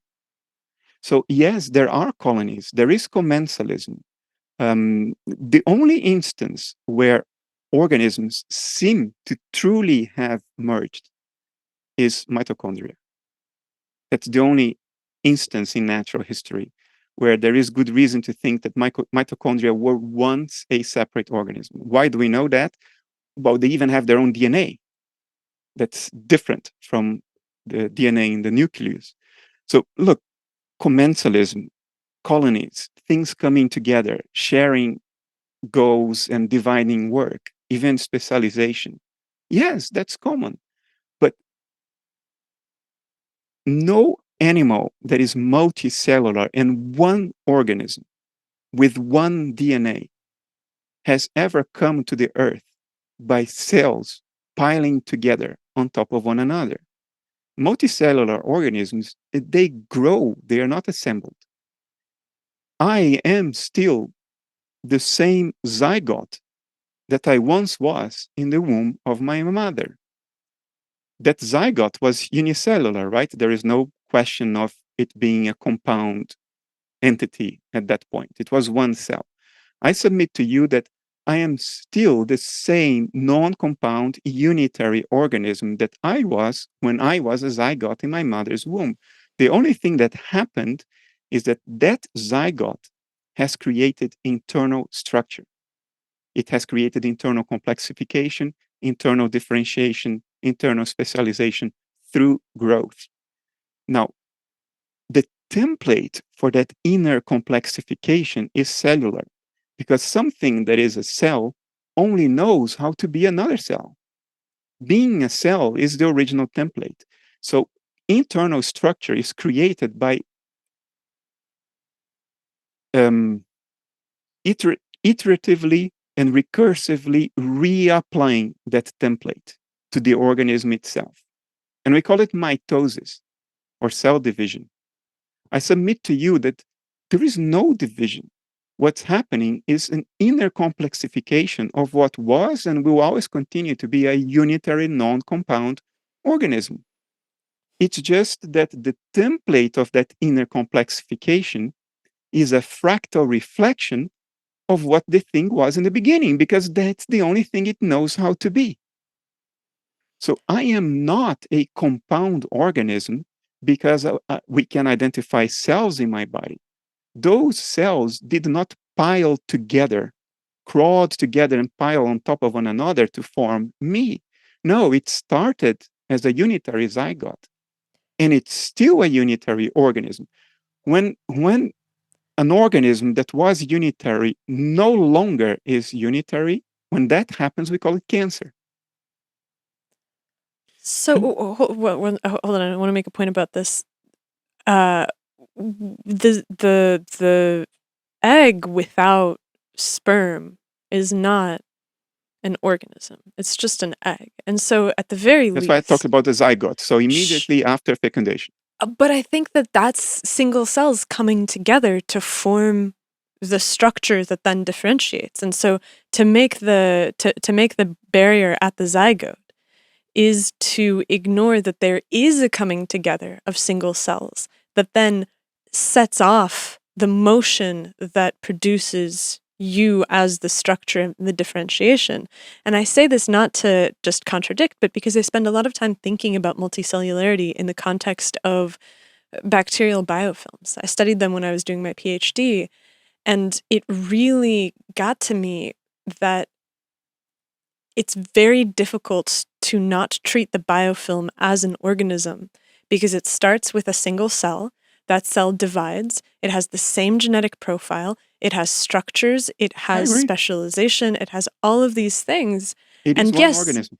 And it's not as complex as we are, perhaps, in the sense that it's not writing operas and books and things like that. But it follows the exact same processes. But at the end of the day, it's this aggregation of individual cells that produces the body.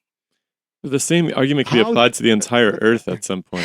Like the entire biosphere could be traced back. I mean, at least that's what the textbooks try to do right now, is trace the origins of life back to this one moment that occurred, and everything else has come from it, which, you know, I'm a little skeptical of. But the point is that then in that sense, everything is just one organism still, and you're left with this Gaian business. And now you have to start thinking about communities of planets interacting. And we have to be careful about how we sort of slide from one conceptual understanding to another without noticing that either we are conflating things or we're incurring in a logical fallacy, very subtle one when we sort of move from one side to the other. Your slime film, if it began with one cell that underwent mitosis to get you the film, I would say that's one organism. And it's still the same unitary organism that it was when it was just one cell before it started dividing. Those cells in the film did not crawl towards one another and pile on top of one another to form the film. No, they grew out of the inner complexification of the original cell. Now, when you talked about fecundation, the sperm and the egg, the analogy would hold some water in the context of what we are discussing if the sperm as a cell, distinguishable from the egg as a cell, were still present. But that's not what happens. They are not distinguishable as different cells in the zygote. The zygote is unitary. So in the context of what we are discussing, that metaphor doesn't apply. It doesn't do what you seem to want it to do, because there is no sperm separate from the egg in the zygote. They are collapsed together. To some degree, but you can still identify the chromosome that comes from your father and the chromosome that comes from your mother. Of course. But the thing. But I see what you're trying to say, which is that there's an integration of the substance inside of a single body that is then driving. Yeah, most of the sperm is gone, is left behind, right? Doesn't even get in, and it becomes a husk outside. So if we start counting from the zygote, which was a unitary non-compound organism, one cell, not a piling up of a sperm and an egg. The zygote is one cell. It has unified metabolism. From that point on, what you get is not an aggregation of cells. What you get is growth. What you get is an inner complexification. If you look at a 3-day-old embryo, it will have the same size as the zygote immediately after fecundation. To have the exact same boundaries, same size, rooted in the same place. All that you will see that is different is that in one case, the 3-day-old case, there is more inner structure. That's all. And that inner structure was not created by 8 cells coming together. It was created by an inner complexification of the original zygote. A living being is given its form from the inside out. Raw materials come from the outside, but the plan comes from the inside out. A car is given its form from the outside in. Engineers define the form of the car, and then they assemble or weld the parts together. We are not assembled. Multicellular organisms are not assembled. They grow. And this is a fantastic difference. And we lose sight of it in this course when we start talking about our being multicellular organisms formed by several cells, as if cells were parts, like the car's parts. But that's not the history of the organism. That's not how the organism came to be. We are not made of parts because we were not assembled. We have inner structure that complexified through growth in a fractal way. Now, the original form was a cell. We applied that same template, cell-like template, recursively and inwards in a fractal way. And yes, there is these little things that we call other cells, but they are part of a unified whole. When they are not, we speak of cancer. We were not assembled like a car was, and we lose sight of it somehow in our culture. We like to speak of ourselves as made of parts, as a mechanism, and doctors as car mechanics. And why do we do that? Because it's obviously not appropriate. If we just think for 30 seconds longer, it's obviously not appropriate. We are not made of parts, for God's sake. I mean, that much is obvious. And the question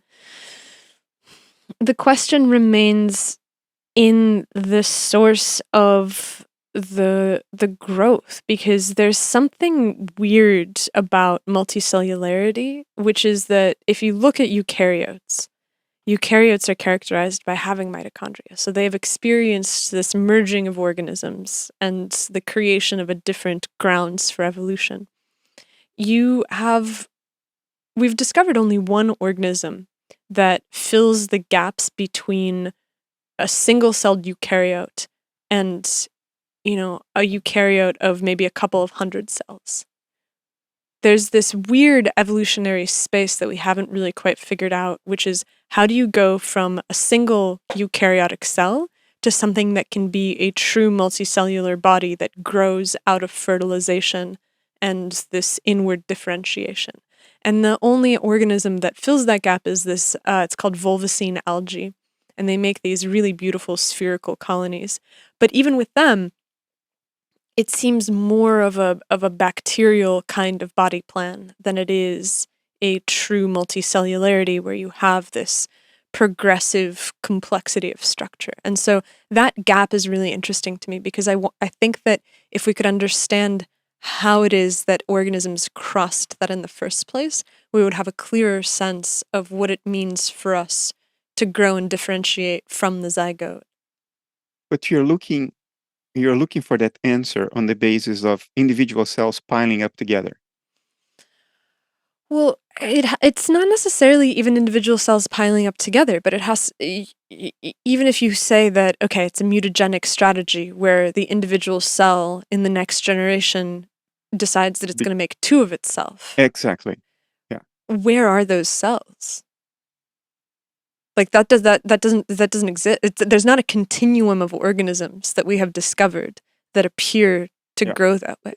And that's perplexing. And so to me, I'm like, okay, so is that a sign that there is some kind of coming together that we haven't found yet? Because prior to figuring out the endosymbiotic hypothesis, we didn't know that there was a point of coming together. And so is there something that's still missing from our understanding of biology where there was a second coming together that allowed for true multicellularity to emerge?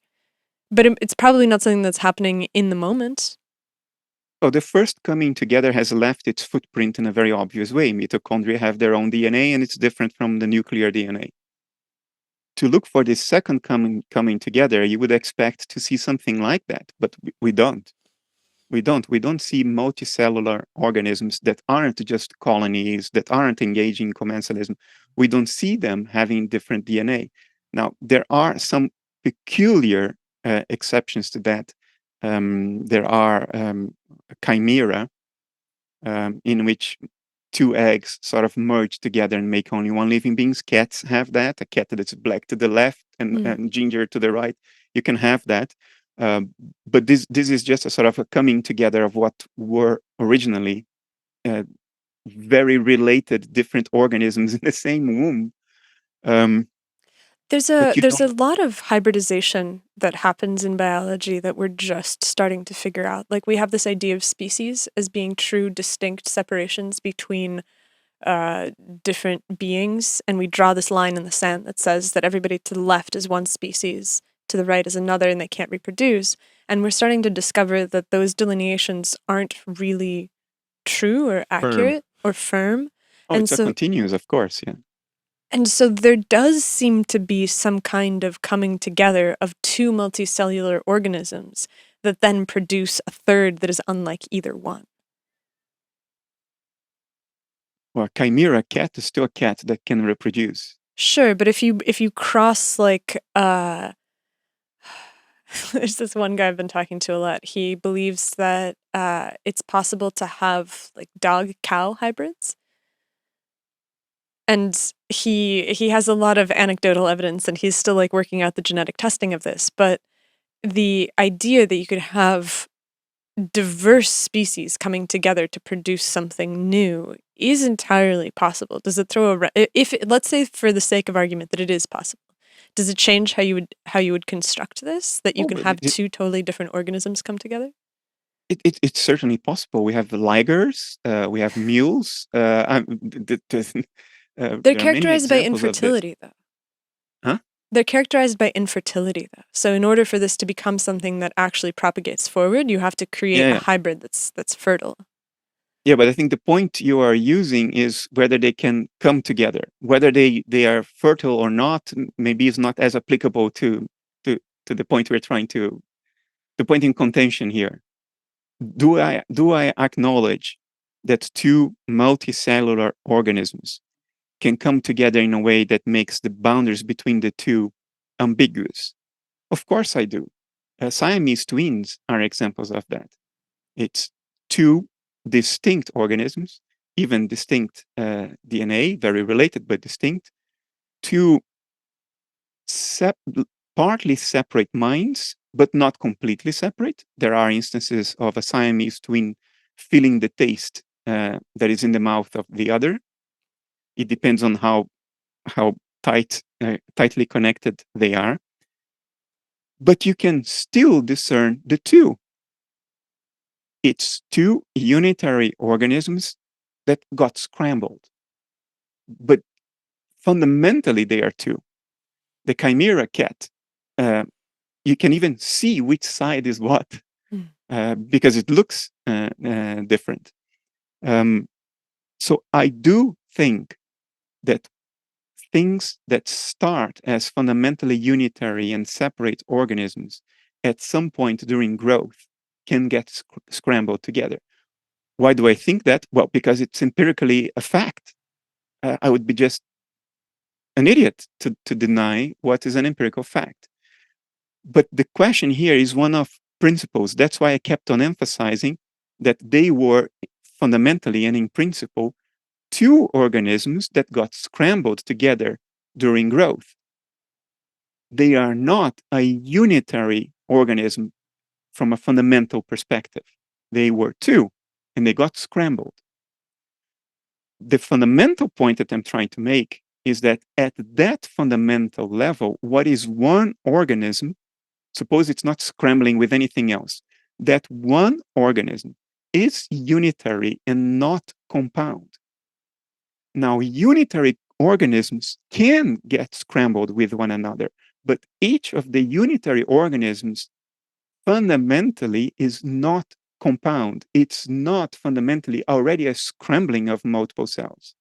It has not been assembled in an assembly line. It has created internal complexification and differentiation through applying fractally the one template it knows how to be, which is a cellular template. You see what I mean? I had the same discussion with Michael, I forgot his name, biologist from Harvard. So we were having that same discussion the other day. And the point he made was similar to yours. He said, well, I can start with two separate unitary organisms and I can scramble them. Yeah, sure. I'm sure that is possible. But that doesn't give us an answer to the question, what is each of the unitary organisms you started with? What are they fundamentally? Are they fundamentally compound or are they fundamentally unitary? My claim is they are fundamentally unitary. And yes, you can scramble two fundamentally unitary things. That doesn't tell us that the things you scrambled to begin with were not unitary. You see what I mean?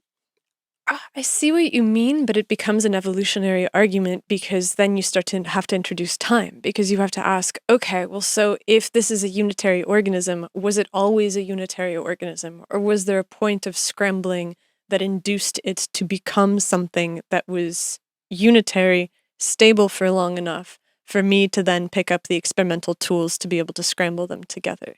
And so, okay, go ahead. Let's take asexual reproduction.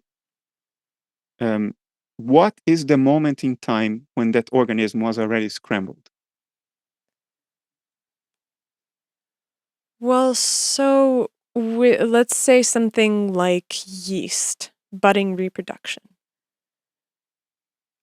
The moment of scrambling for the yeast probably has to go back pretty far in order to be able to actually start talking about what makes a cell. Like, I don't know enough about the deep evolution of yeast, so I have to spin it all the way back to the beginning and say there must be a scrambling in order to produce the cell to begin with, because you have to have all of these disparate parts that come together to produce a unit that acts as one. Otherwise, you have nucleic acid over here, you have proteins over here, you have membranes over here. There has to be a process of these disparate parts to come together because we haven't figured out a way yet to, within a single reaction vessel, produce all of these things in one moment that is just genesis? Okay, you are trying to, when you say scramble at that level, you are alluding to abiogenesis, the moment when non-life became life. Mm. That's the scramble, because you're scrambling non-living things. But the point we were discussing is the scramble of already living things, which is the difference between unicellular organisms and multicellular organisms. What's the difference between a multicellular organism and a unicellular one? Can we speak of the multicellular one as being a compound organism, as opposed to the unicellular one, which is undeniably unitary? So the whole discussion is already after abiogenesis. I guess You extrapolated it to before abiogenesis, which is a very fun discussion to have, but it's not what we were talking about. That's the only point I'm trying to make. that's fair. Okay, so then let's say that you look at the genome of the yeast and you realize that the genome of the yeast is actually an assembled genome. Like, let's say, I don't know enough about the genome of the yeast. But if you look at it and you do a genetic analysis and you realize that, okay, so these parts appear to be related to these organisms and these parts appear related to these organisms, and so there's an evolutionary moment where you had two bacteria or funguses that came together to mix their genomes to produce something that behaves as the yeast, and it was such a powerful mixture that now you have an organism that emerges from that you can call yeast.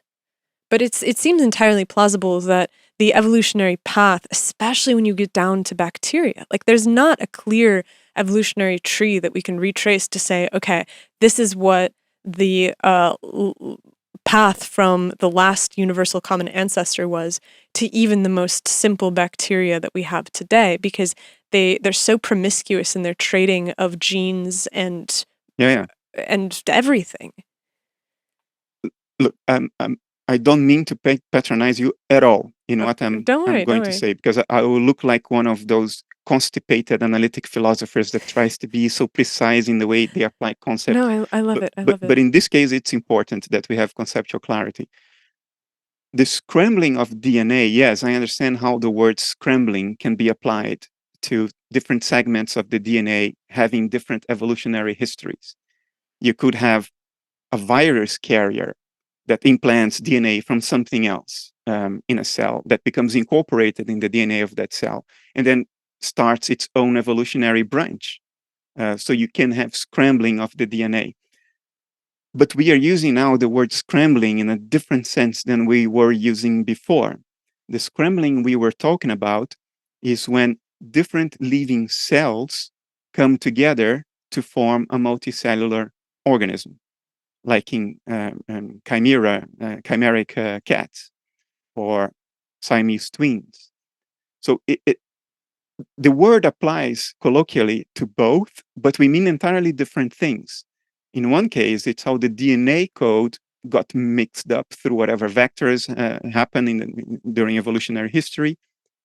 But the point we were discussing is, what is the nature of multicellular organisms? Are they formed when multiple cells come together and, quote, scramble to form a multicellular organism? Or are they fundamentally unitary and they simply grow through mitosis, through a recursive application of the same templates to internal differentiation? So the scrambling in one case is not the scrambling on the other, if you know what I mean. Even if the DNA of a cell has been evolutionarily scrambled because of the evolutionary history of that species, because of viral intervention or something akin to what happened with mitochondria, which I don't think is plausible, because otherwise we would see a different DNA there, and we don't. The scrambling of that DNA is a different process than the discussion about the nature of multicellular organisms. You see what I mean? I mean, I guess that what I would say to that is that I would need to understand better the asexual reproduction of a multicellular organism, because that's a pretty rare case. I think I know of like nematodes that do that, but it's a very particular. complex organisms. I Hmm? think even snakes are capable of that. There are many sort of high animals. Asexual reproduction? Yeah, it can happen. I think even some mammals. There are several cases. It's not the favorite strategy, but in dramatic environmental circumstances where finding a mate is impossible, it can happen in pretty evolved animals. Yeah. I think It they can just happen. express both sexual organs, if I'm not mistaken. Which would be the same path towards multicellularity that it is in a fertilized zygote, which is that you have the two kinds within one organism and they come together and to produce the same sort of there's a moment of mixing to create the single entity that then grows and differentiates. And so What I was referring to was not even an instance of hermaphroditism. It was just animals that in principle reproduce sexually that can express asexual cloning, basically, in difficult environmental conditions. So they don't need to have both body parts. Really? So Yes, like snakes hermaphrodites just like can. break in half and there's two snakes all of a sudden? I don't remember the exact instances, but it has been in the news several times in recent years that under severe environmental conditions, this can happen, I think, to some reptiles and amphibians. You can look it up. I'm sure you will. You Yeah, can we'll come find it. back to that. I'll look into it. I think that it's a fascinating question. But so for me to be able to keep this as something that I read into, it's basically the question is this: what is the difference between the coming together of individual cells to create an aggregate that behaves together, where the cells remain distinct from one another, versus the true multicellularity, which is that one cell differentiates into the panoply of structures that we see as multicellularity? In one case, you have a colony. In the other case, you have an organism. So, is a Portuguese man of war a multicellular organism? Standard reply is it is not. It's a colony of different organisms. Is a coral a multicellular organism? The standard answer is that it's not. It's a colony of polyps. So somehow in biology we know how to make that distinction. Otherwise, we wouldn't be making that distinction. The polyps in a coral, they are aggregates. The same thing in a Portuguese man of war. Cells in those cases do come together and pile up on top of one another. But in the case of a true multicellular organism, everything starts with one cell, which then divides, creates internal complexification. So you see that in the history of the organism. How was it formed? By cells crawling towards one another and piling up together, or by inner differentiation and growth? And that, I think, is what allows us to make the distinction. And in the case of the sperm and the egg, or other examples you may take, even when two different organisms somehow interacted and scrambled their DNA, they didn't become an aggregate at that point. They became one cell, a zygote. They didn't pile up together. They literally merged into a unitary organism. So that coming together, it's not an instance of colony formation, because the original organisms vanished for the sake of a new single-celled unitary organism. And that's your starting point. From that point on, true multicellular organisms, they form through the inner complexification of the original zygote. And that's not what you see with Portuguese men of war or coral reefs. They are formed by different organisms literally coming together and piling up on top of one another. And what do you build on the back of this distinction? That we, despite being multicellular organisms, are unitary and not compound. While Portuguese man of war is truly compound because it was assembled, it didn't grow. The coral was assembled through polyps coming together, it didn't grow. But a polyp is unitary. A human is unitary. Multicellularity does not imply a fundamentally compound being, because cells in a multicellular organism are not parts. They are internal structures that have grown through internal differentiation, a form of differentiation that is fractal. It's the recursive application of the same template, just like fractals are. Why? Because the original unitary single cell only knew how to be a single cell, so it can only create structure by fractally reproducing, reapplying that template that it knows how to be to itself recursively. And do you think that... Oh, go ahead.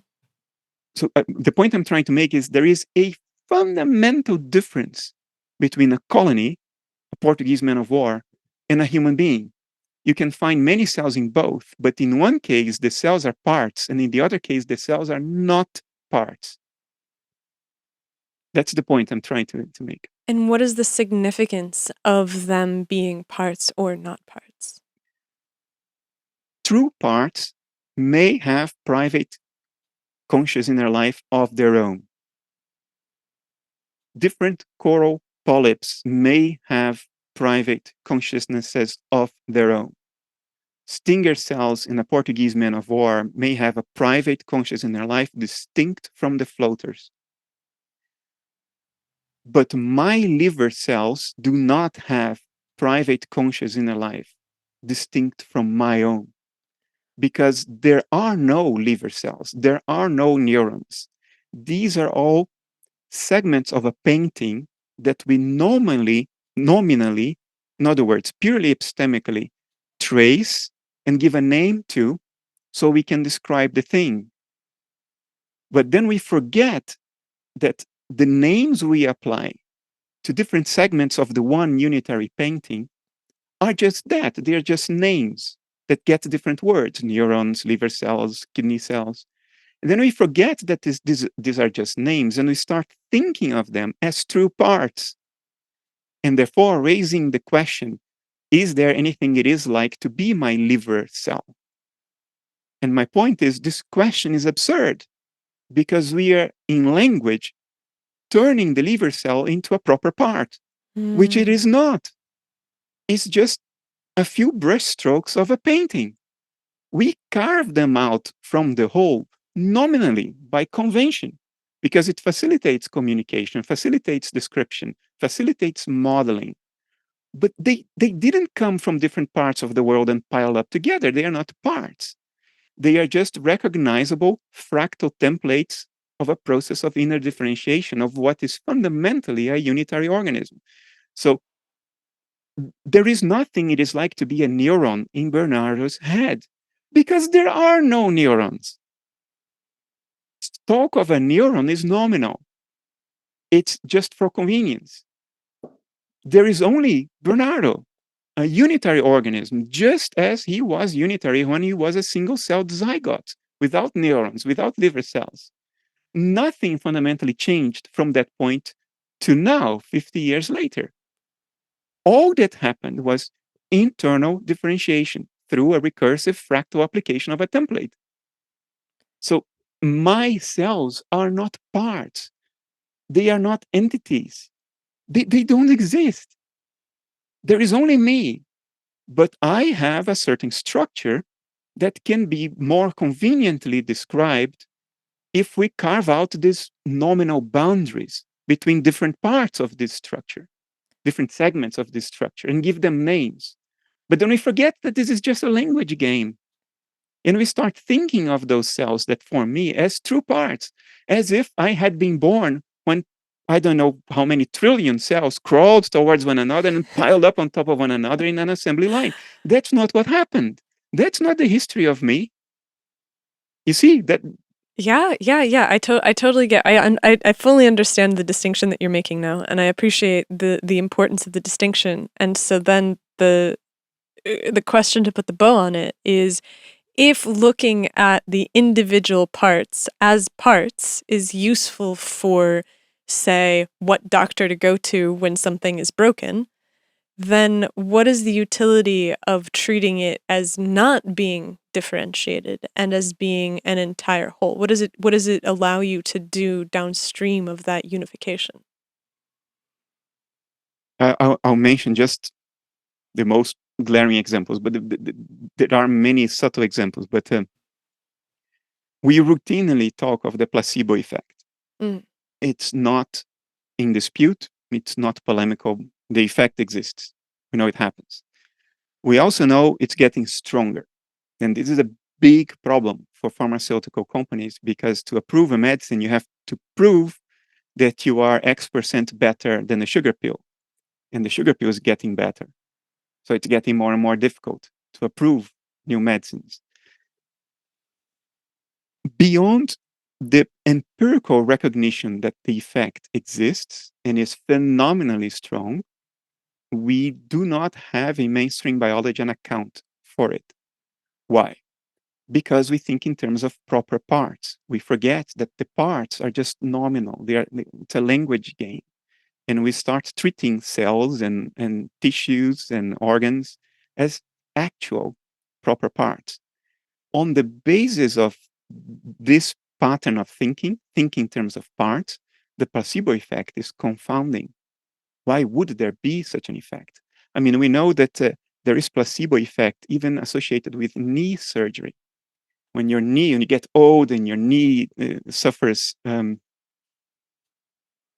soletage. I have a Dutch word in my mind, but I'm failing to translate it now. Degradation?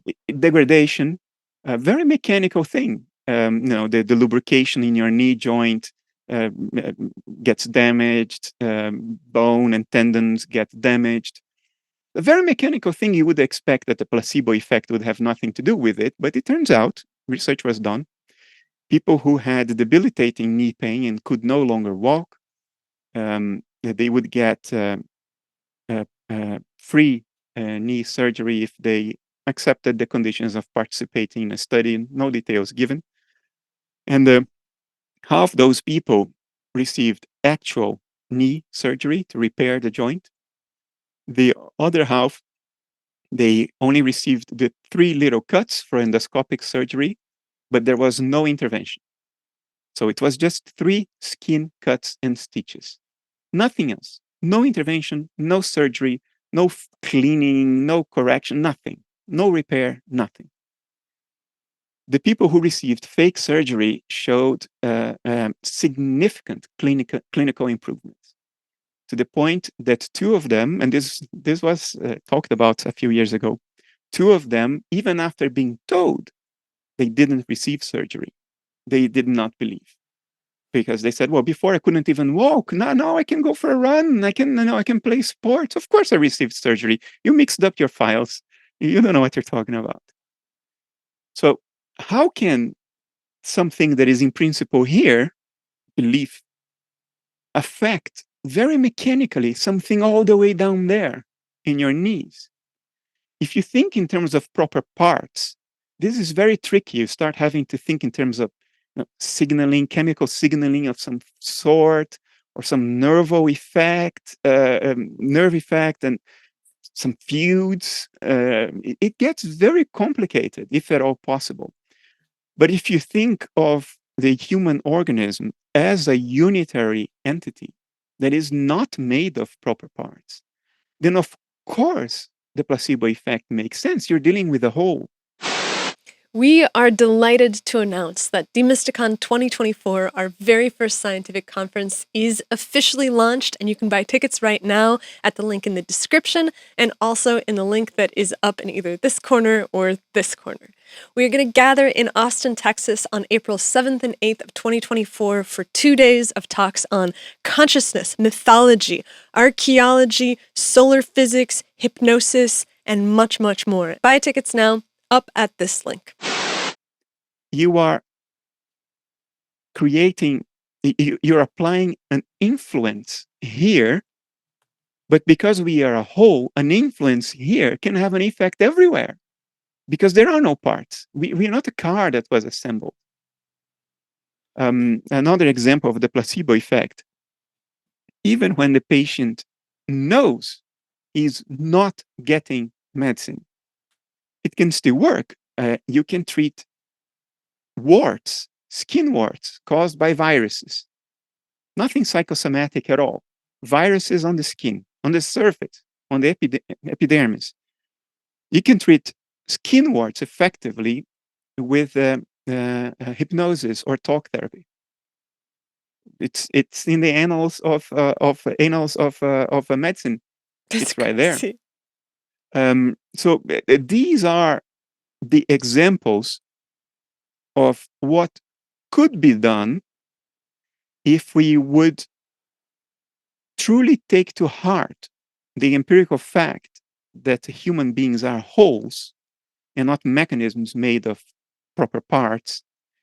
What we could accomplish if we were to buy into this reality and then act accordingly. In other words, develop therapies accordingly. Develop therapies without making the assumptions that we are kind of cars that were assembled somewhere, made of proper parts. Because right now, nobody is using the placebo effect. Nobody is leveraging it. It's not even ethical to leverage it because it would imply staging something to the patient, lying, which is what shamans have done throughout history to great effect. They stage something. It's all bullshit, but it doesn't matter. It has an effect, a psychological effect. But the psychological effect is a physical effect because we are not made of parts. This is not a part separate from my knees or my liver or my kidneys. It's one integrated whole. So if you apply an effect anywhere in that whole, if you apply an influence anywhere in that whole, you can have an effect anywhere in it because it is a whole. It's not made of parts. What new avenues of treatment would we open up if we would just acknowledge this very simple, empirically undeniable understanding that we are not an assemblage of parts. We are wholes. Then all kinds of new degrees of freedom would open for the very pragmatic empirical development of therapies. Therapies that would use all those degrees of freedom instead of constraining itself artificially because of the way you use language, which is absurd. But anyway, just one example. I mean, I think that they're really powerful examples. I pulled up one of many placebo studies on knee surgeries.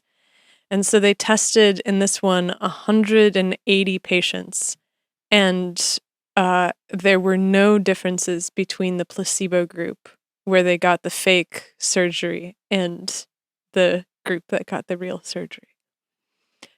Which is medicine has been the application of placebo until the middle of the 19th century. That was all there was to medicine.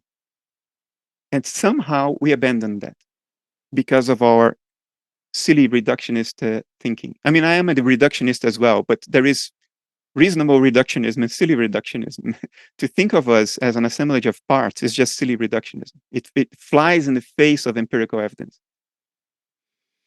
I mean, it's fascinating because I'm looking at there's a New England Journal of Medicine study about this. And so they're looking at the relative pain scale that changes. And what I see in the chart is not that the placebo is better than the surgery. It's just that neither the surgery nor the placebo really work. Like there's a decrease of, on a scale of 0 to 100 in terms of pain. Self-reported pain goes from 65 to 55. So there's a dip. Look, for we both. do knee surgery.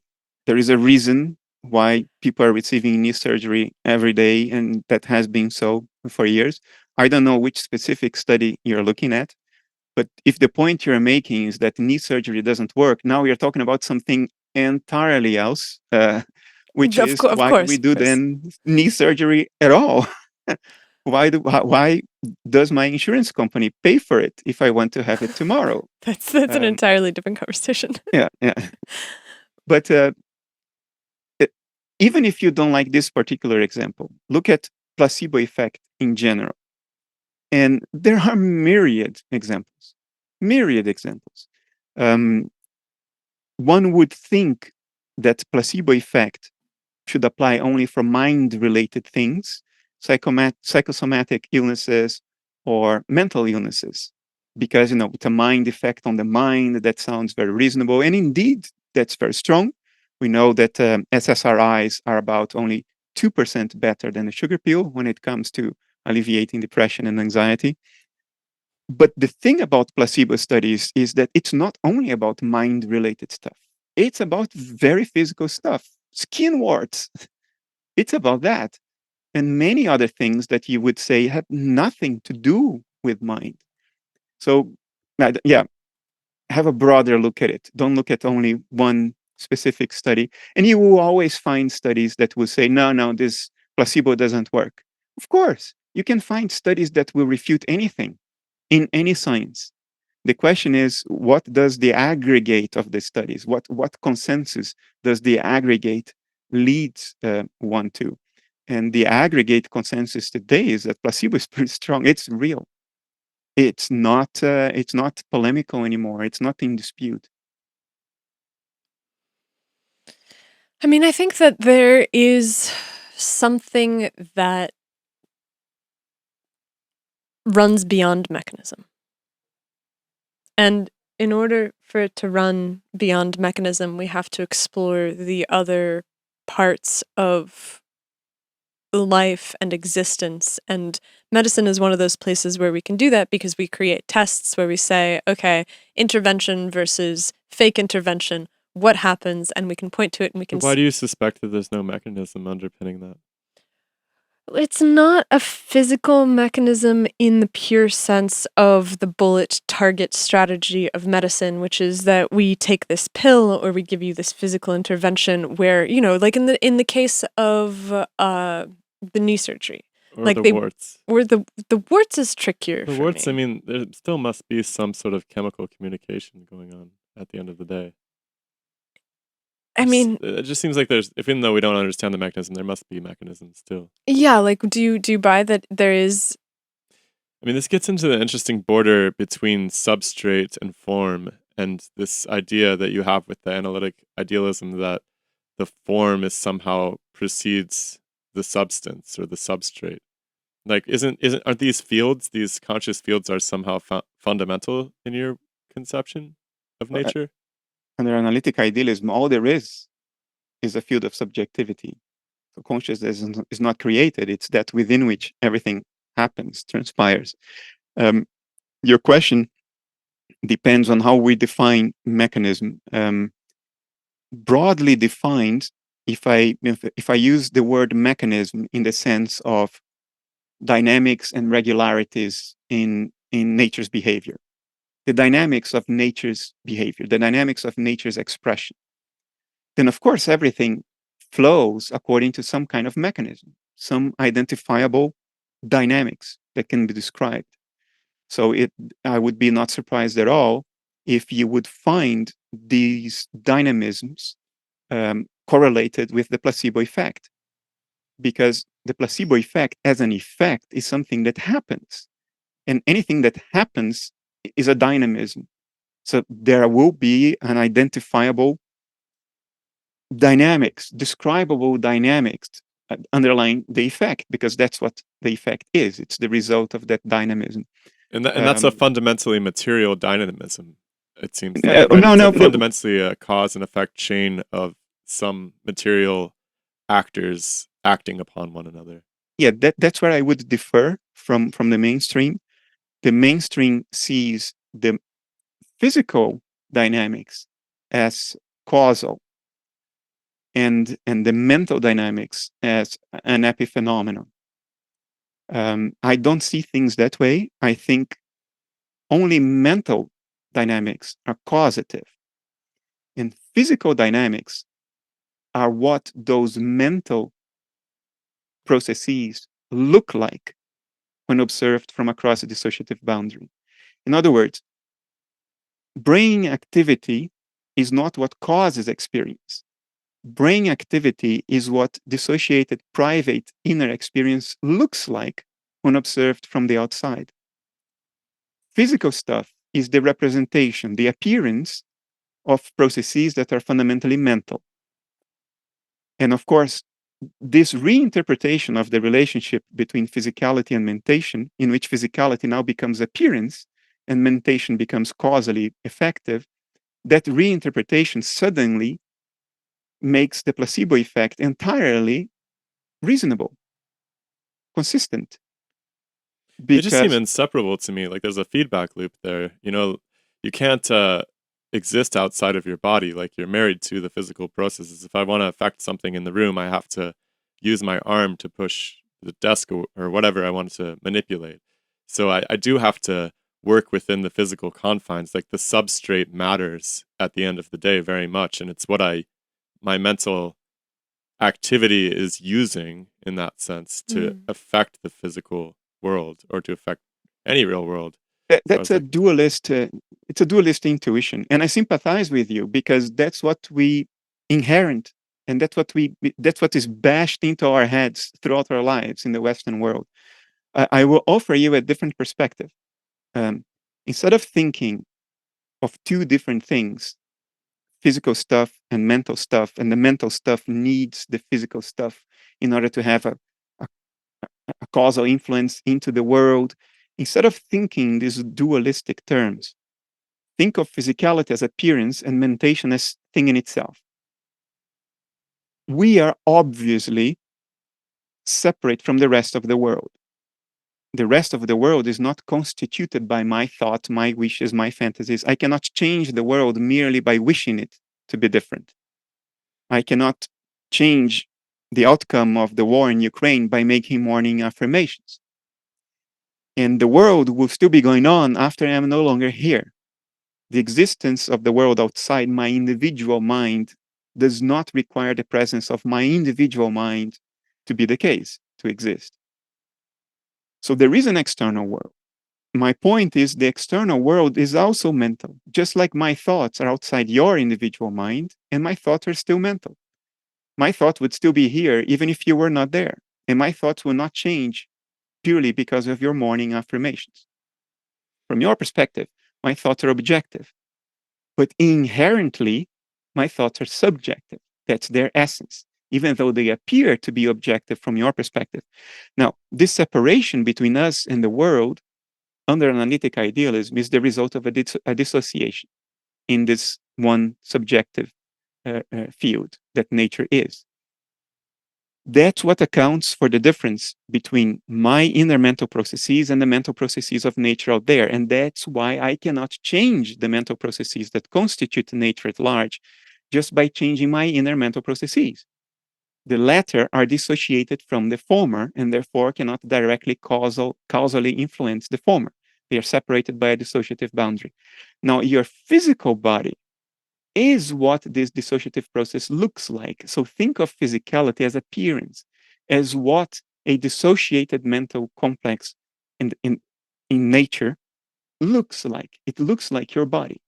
Now, to influence the outside world beyond the boundaries of the dissociation, you have to apply an influence to the dissociative boundary, right? Because you cannot cut across the boundary. So if you want to influence the world outside, it has to be through the boundary or through the states of a Markov blanket. There is a way to mathematically formalize all this. Now, what does the boundary look like? Well, it looks like your skin. So to have an effect in the world, you have to move your skin. That doesn't mean that you're using physical means to have an effect. It only means that the mental dynamics that you will be engaging in look like a body moving in a physical world. The physical world and the body are appearances of mental processes, one of them dissociated from the other. The one that is dissociated from the rest of the world appears to your observation as your body. That's what it looks like. I From think the that I think that I inside, draw the lines a little bit differently though. It's not like a mind-body duality. It's more just like body and motion of bodies, right? Like everything can be traced. Like you either have a static body, like a rock. It's not, in some context, or the table, or even a protein. and then it goes into motion, which is then used to affect change of the location of that body, essentially. And so all that, I mean, I'm not trying to demean mental activity at all, but it is in some sense can be boiled down to the motion of bodies as well. Because obviously, if you explode the brain, you don't have any more mental activity anymore, because you no longer have the ability for those physical interactions to proceed. You can't drive the motion of the atoms, to produce the electric currents necessary or whatever it is. And so You're still thinking in dualist terms. Am I? I mean, it's just motion. It's just actors and actions. That's all. Now, what you're thinking in the following terms: I will my arm to move, and that mental will somehow it has an effect on my physical arm, and my arm moves. So the movement of my arm is a cause of my intention to move. Sorry, is an effect of my intention to move, and my intention to move is the cause of the physical movement of my arm. So well, I think it's even deeper, though. I think that the arm is moving because of literally atoms moving around inside of your brain. That's how we describe the appearances. We describe the appearances in terms of atoms. Look, one way to think of it is cause-effect. A mental cause has a physical effect. My arm has moved. There are lots of problems with this because, one, we are separating mentation from physicality. And if we separate them, how can one have a causal influence on the other? That's the interaction problem of dualism. Another way to think about it that doesn't run into these problems at all is the following. My arm movement is what the mental process, the intention of moving my arm, that intention looks like an arm moving. It's not an effect. It's how the thing looks like. The only thing going on is the intention that I describe as moving my arm. The movement of the arm is what that intention looks like. It's the appearance of the mental process. But the mental process fundamentally has a mechanistic aspect to it, right? I feel like neuropsychologists and so forth have done ample work to let's say destroy little pieces of brains so that they aren't capable of moving the arm, let's say. Okay. And so fundamentally the action and the ability to even plan that action or exercise it still have this machinery below them, for lack of a better word. Mechanism is how we describe and make sense of the appearances. When things appear to you and all you have is the appearance of the thing, then you think in terms of the language of the appearances. And when you describe the appearances, you think you will be describing the thing in itself because all you have access to is how the thing appears to you. Yeah? Now, where does dualism try to come back in? It tries to come back in, just like you said, if a neurosurgeon goes into my brain and pokes around with an electrode, I will experience different things. If, God forbid, he slices something wrong in my brain, I will be unable to experience certain things like smell will be gone. Or we don't need to go to a surgery scenario. If you prick my arm with a needle, I feel pain. If I drink a glass of alcohol, my experience changes. So in a traditional way of thinking, you would say, well, obviously there is a physical cause and a mental effect. Therefore, physicality precedes mentality. Mentality is epiphenomenal because the arrow of causation goes from the physical cause to the mental effect. It's again dualist thinking. Let me describe the same thing to you again from a different perspective. When I drink a glass of wine, that physical glass of wine is what a mental process beyond my dissociative boundaries look like. All physical stuff is the appearance of mental stuff when this mental stuff is observed across a dissociative boundary. So not only the atoms that constitute my body, my brain, are the appearance of my mental processes, the atoms and fields that constitute the world at large, too, are the appearance of mental processes in the world at large. So there is no physical glass of wine. There is no physical needle that pricks my arm. the needle and the glass of wine are the appearances of mental processes that I bring into my dissociative boundary by drinking the glass of wine or pricking my skin with the needle. Those external mental processes are now brought inside my dissociative conscious inner life, and they have a mental to mental effect. And therefore, I feel the pain or I get drunk. When the surgeon takes a scalpel to my brain, what's happening is that a mental process that looks like a scalpel is aggressively interfering with another mental process that looks like my brain. So the causation is mental to mental, but we can only access it through appearances. So we describe it as a scalpel slicing into a brain, or a needle piercing a skin, or a glass of wine being drunk.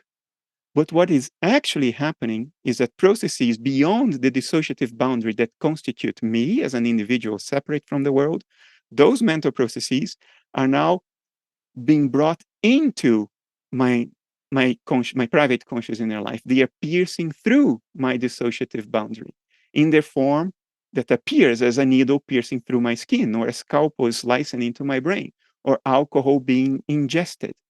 I'm bringing in mental effects, mental causes that were out there into me. And that, of course, has a mental effect because I brought them in. And there is a mental to mental causation process. Mental to mental causation is trivial. We experience it every day. Just think a bad thought and pay attention to how you feel. Thoughts can cause emotions. Emotions can cause thoughts. Mental to mental causation. Physical to mental causation is just mental to mental causation, which appears to observation in the form of needles, scalpels, and glasses of wine. And then you don't have any more interaction problem. Of course, what we call physical causes have mental effects. Why? Because they are mental. Physicality is just the appearance of mental things in themselves. And how does the needle get defined as a mental process, or the scalpel? Like, I understand the mental process of the human, and I can sort of see this, I imagine it as this kind of bubble of mental processes that are encased in this dissociative barrier, and it's like a skin upon a deeper substance. Okay, I get that. But I don't, but that's because I can imagine the human or any other living being as having an internal state of mind. But the needle, how does the needle have how is that represented by the same mental state? No, the needle is the representation of a mental state, not the same mental states that constitute you. Whose mental states? Yeah, that's what I want to know. Like, whose mental state creates the needle? Mental states at large, the mental states that constitute nature at large. In other words, the states of the world out there as it is in itself. The world out there beyond our individual minds, as it is in itself, is constituted of mental states. That's the hypothesis. So, but do you believe that actions require actors? I mean, it just seems like you're taking an action and treating it as an actor to me. Like a process is an action, right? Any action requires some form of actor, but we should not anthropomorphize that. Any behavior is the behavior of something. Any action is the action of something. Right. But aren't you starting with an action? Huh? Aren't you building this worldview off of action? Isn't a process an action? No. It's dynamic, though. Of course it is. But all dynamics are actions. Where are you going with this? I'm just trying to understand where the mind is emerging from, because the mind seems like an activity to me, like an action. It requires more than one actor, like a physical actor. Well, it seems like the mind is primary. The mind is the substance. The mind is the actor. Substance, right? I mean, it's not a body. So I think that, like, look. It's not physical. Right, exactly. And so Shiloh has a very, very strict physical ontology, right? Well, I wouldn't say that. I'm just trying to understand. That's all. But okay, so go ahead. Yeah. So I'll try to to describe it to you. I sympathize with you because being born in a world that speaks physicalism and trying to discern another point of view is very difficult because you always make unexamined physicalist assumptions. You think in physicalist terms, which is precisely what will prevent you from seeing the other perspective.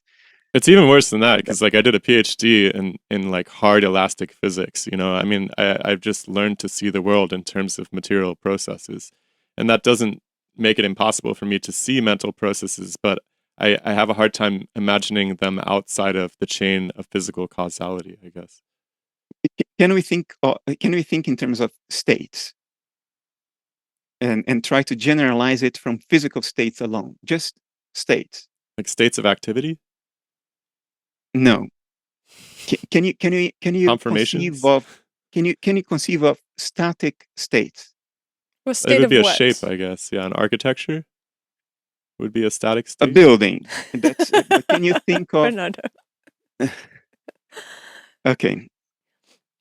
So Let's try to we've been having a lot of conversations about non-dualism, and it is something that we are very much trying to understand because much of our audience really enjoys non-dualism, and it is something that is so orthogonal to the way that we see the world. And this is genuinely an attempt to be able to visualize what the train of logic is. Like I know believe you. Okay, it can feel like trolling sometimes. I feel like, but it's not. Yeah, people like you are my daily fare. That's the people I meet. Okay, you did physics, so the concept of fields in physics is very handy. It has been handy since the early 19th century, right? Yeah, I mean, I believe it's deeply flawed though as a fundamental actor as well at the same time. Well, I but mean, then they're dynamic entities, you know. I don't think that they could be fundamental in that sense because they're dynamic. I'm not okay. Then you just threw away the whole of quantum field theory.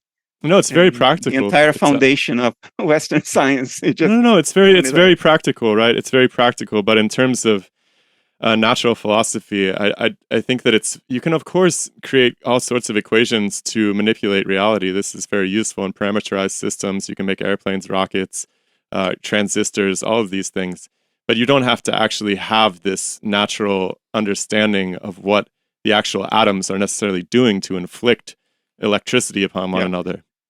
Look, I'm trying to expose you to a different perspective, but you have to meet me in the middle, because if you stick to your guns, it will be impossible for you to shift your head and slant your head to the side to see the perspective I'm trying to expose you to. So I'm trying to create some form of abstraction that will allow you to let go of your commitment to physicality as fundamental, at least for the sake of argument. You don't need to believe what I'm trying to show you. I just want you to understand what is it that I am seeing, so you can judge it in its own terms. Yeah. So the abstraction would be, think in terms of state. What is a state? A state is something that is the case in nature, which could be something else. A state is what nature is at this point, at this location, right now, but it could be something else. It's not that something else. It is what it is now. And that what it is now is a state. States can change, and that's where dynamism comes. Now, let's forget the need to reduce states to a substrate for now. We can come back to that later. But for now, let's just think in terms of states. Nature is made of states. Whether they're physical or mental or informational, there are states, things that are what they are instead of something else that they conceivably could be, or could still be, or could have been. Yeah? Snapshots. Yeah. I am also made of states. The reality of me now is a snapshot of the states of nature that constitute me. Both physicalism and analytic idealism fit with what I just said. Both acknowledge that there are external states and there are internal states. and there's a boundary between the two, right? The difference is that under physicalism, these states are fundamentally quantitative. They have no inherent qualities. In other words, you can exhaustively describe a fundamentally physical state through a long enough list of the correct numbers: mass, charge, momentum, speed, amplitude, frequency, whatever. Under physicalism, if you provide the correct set of numbers, you will have said everything there is to say about a fundamentally physical state. Nothing will be missing. Under analytic idealism, these numbers are merely descriptions of qualities. And it is the qualities that are the states. I'll buy that. Yeah, that makes sense to me. So under analytic idealism, mass, charge, momentum, amplitude, frequency are descriptions of qualities. They are not the state, they are descriptions of the state. But I think what they're describing is fundamentally some actor doing something, some action of some actor. Yeah. I'll get there. Bear with me. Now, under analytic idealism, the states that constitute the world are qualitative and therefore mental. The states that constitute me are qualitative and therefore mental, and that's how we experience ourselves. If we cannot perceive our bodies, we still experience ourselves as a set of thoughts, emotions, desires, fantasies, feelings of different sorts. Now, we are not the world. We are separated from the world. Mathematically, we can model this through a Markov blanket. In other words, there is a set of inner states, a set of external states, and then there are the states of the blanket. The states of the world can impinge on the states of the blanket. The states of the blanket can impinge on our internal states, and the other way around. Our internal states can impinge on the states of the blanket, which in turn can impinge on the states of the world. When the impingement goes from the inside out, we call them the active states of the Markov blanket. When the impingement comes from the outside in, we call them the sensory states of the Markov blanket. Under analytic idealism, the physical world is the sensory states of the Markov blanket, not the states of the world. Under analytic idealism, the physical world are the sensory states of the Markov blanket, not the states of the outside world. But it looks like the sensory states of the Markov blanket are the world for two reasons. One, their dynamics are modulated by the states of the external world. So the sensory states work as proxies for what's really happening out there. That's the first reason. The second reason is we only have the sensory states of the Markov blanket to provide us information about the world. We have no way to directly access the world because we are surrounded by the Markov blanket. That's the definition of the dissociation. Yeah? Yeah. So everything looks as though sensory states, physical states, were what's really happening out there. But no, they are encoded inferential representations of the dynamics of the external world. We can prove this mathematically. If our perceptual states mirrored the states of the external world, there would be no upper bound to our internal entropy because there is no a priori upper bound to the entropy of the world. Therefore, if we saw the world exactly as it is, by mirroring the states of the world directly into our cognitive states, seeing the world could be deadly. We could melt into hot goulash soup. That has never happened. Therefore, sensory states are encoded inferential representations of the real states of the world. What we call the numbers of physics, the quantities of physics, amplitude, charge, momentum, mass, frequency, are descriptions of the sensory states. We describe the sensory states of the Markov blanket, which come together with our inner cognitive states. Under information integration theory, you can't separate the two, but let's forget this detail for now. Under analytic idealism, we describe the sensory states through physics. And the sensory states are modulated by the real external states, so they work as proxies. Therefore, through that proxy, our physical descriptions actually indirectly describe the world as it is in itself. But we are not doing this description directly. Let me try another metaphor to make it clear.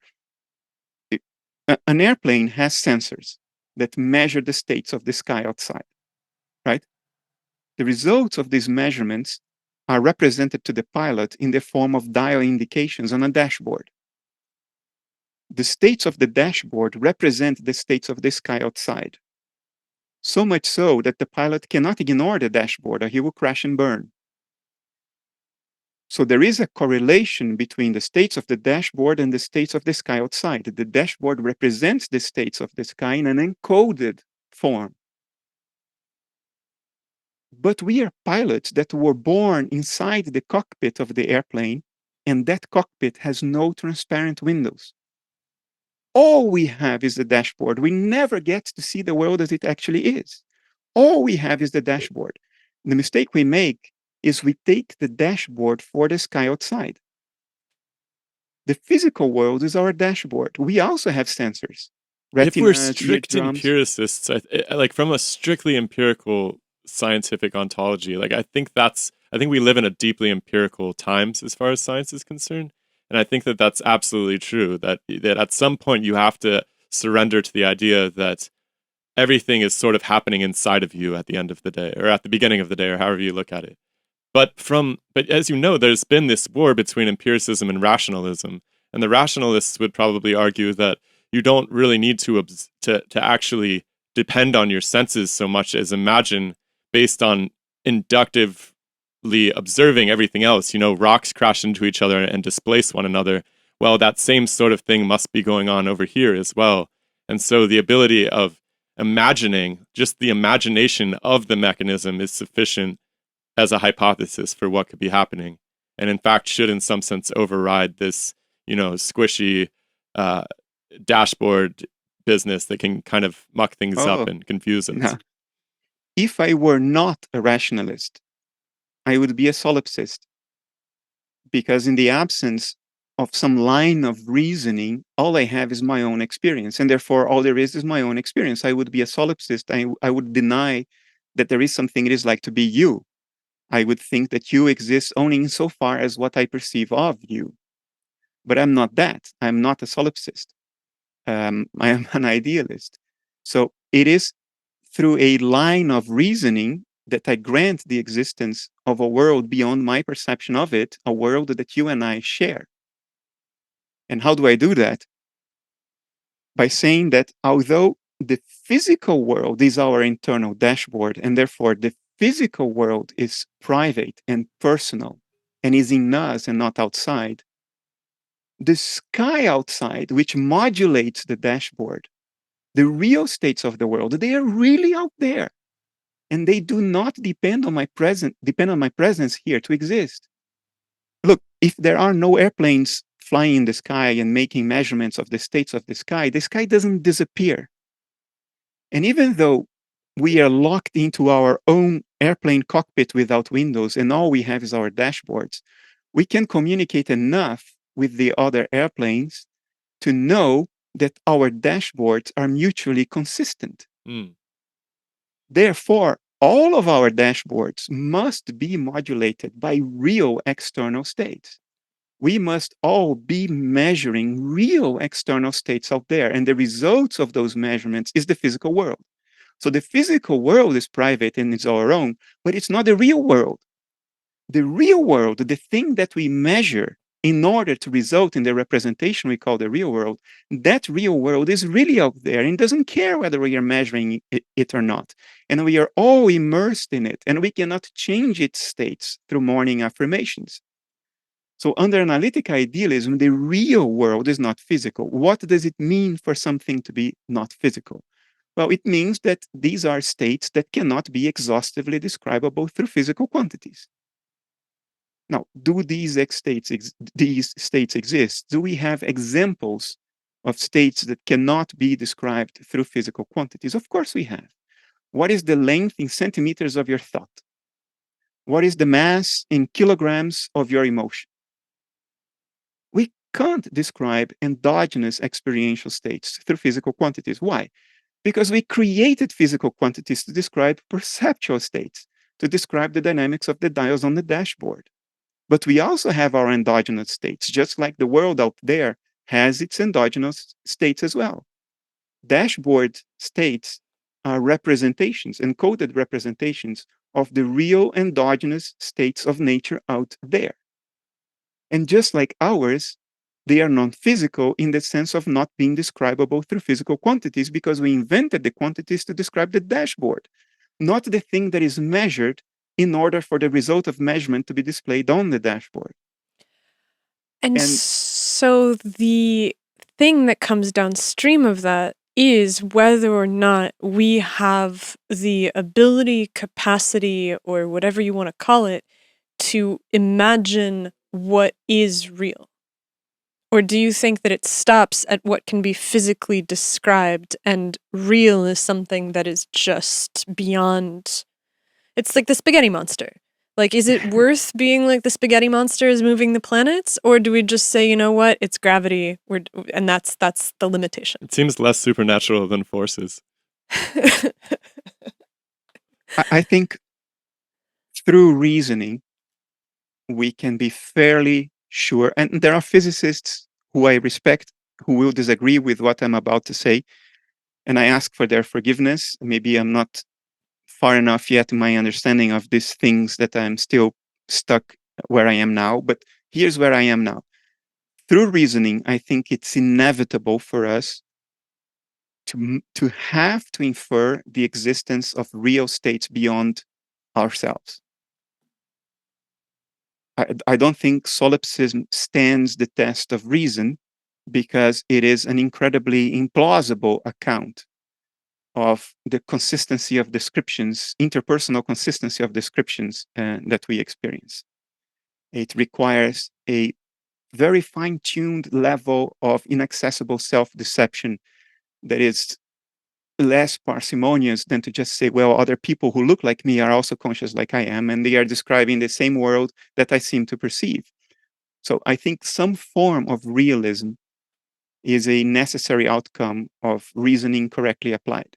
Now, there is a strong mathematical argument that what I just said is not necessarily true. I apologize to my friend Marcus Miller for this, because he has proven mathematically, but I can't help but grant realism. There are real states of the world. The step that I make that is not mainstream is to say, those real states of the world are not the physical states.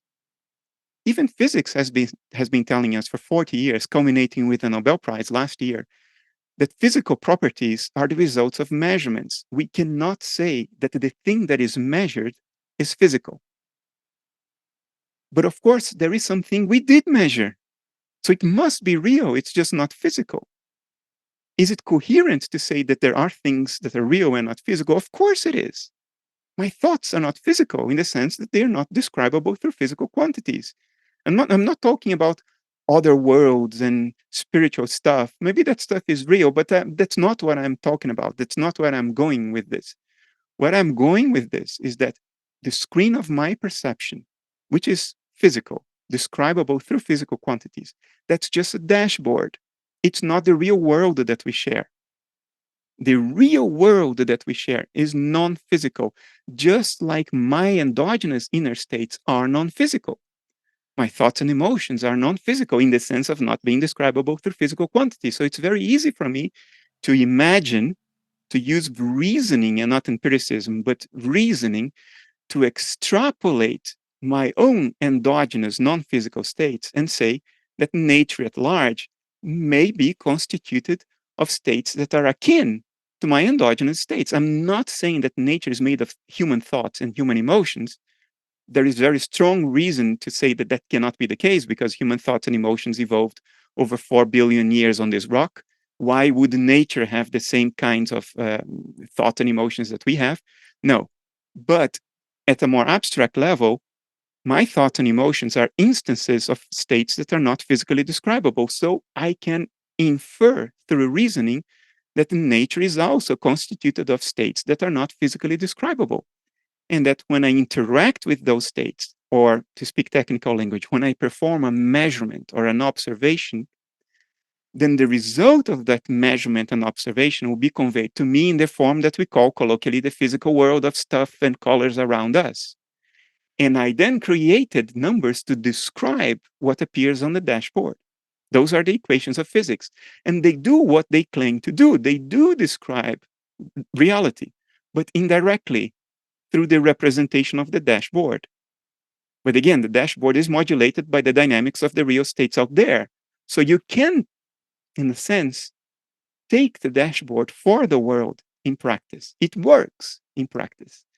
A pilot that was born in an airplane cockpit without windows and learned to fly by instruments could very easily, it's very conceivable that that pilot could think that the dashboard is the world, because everything happens as though it were the world.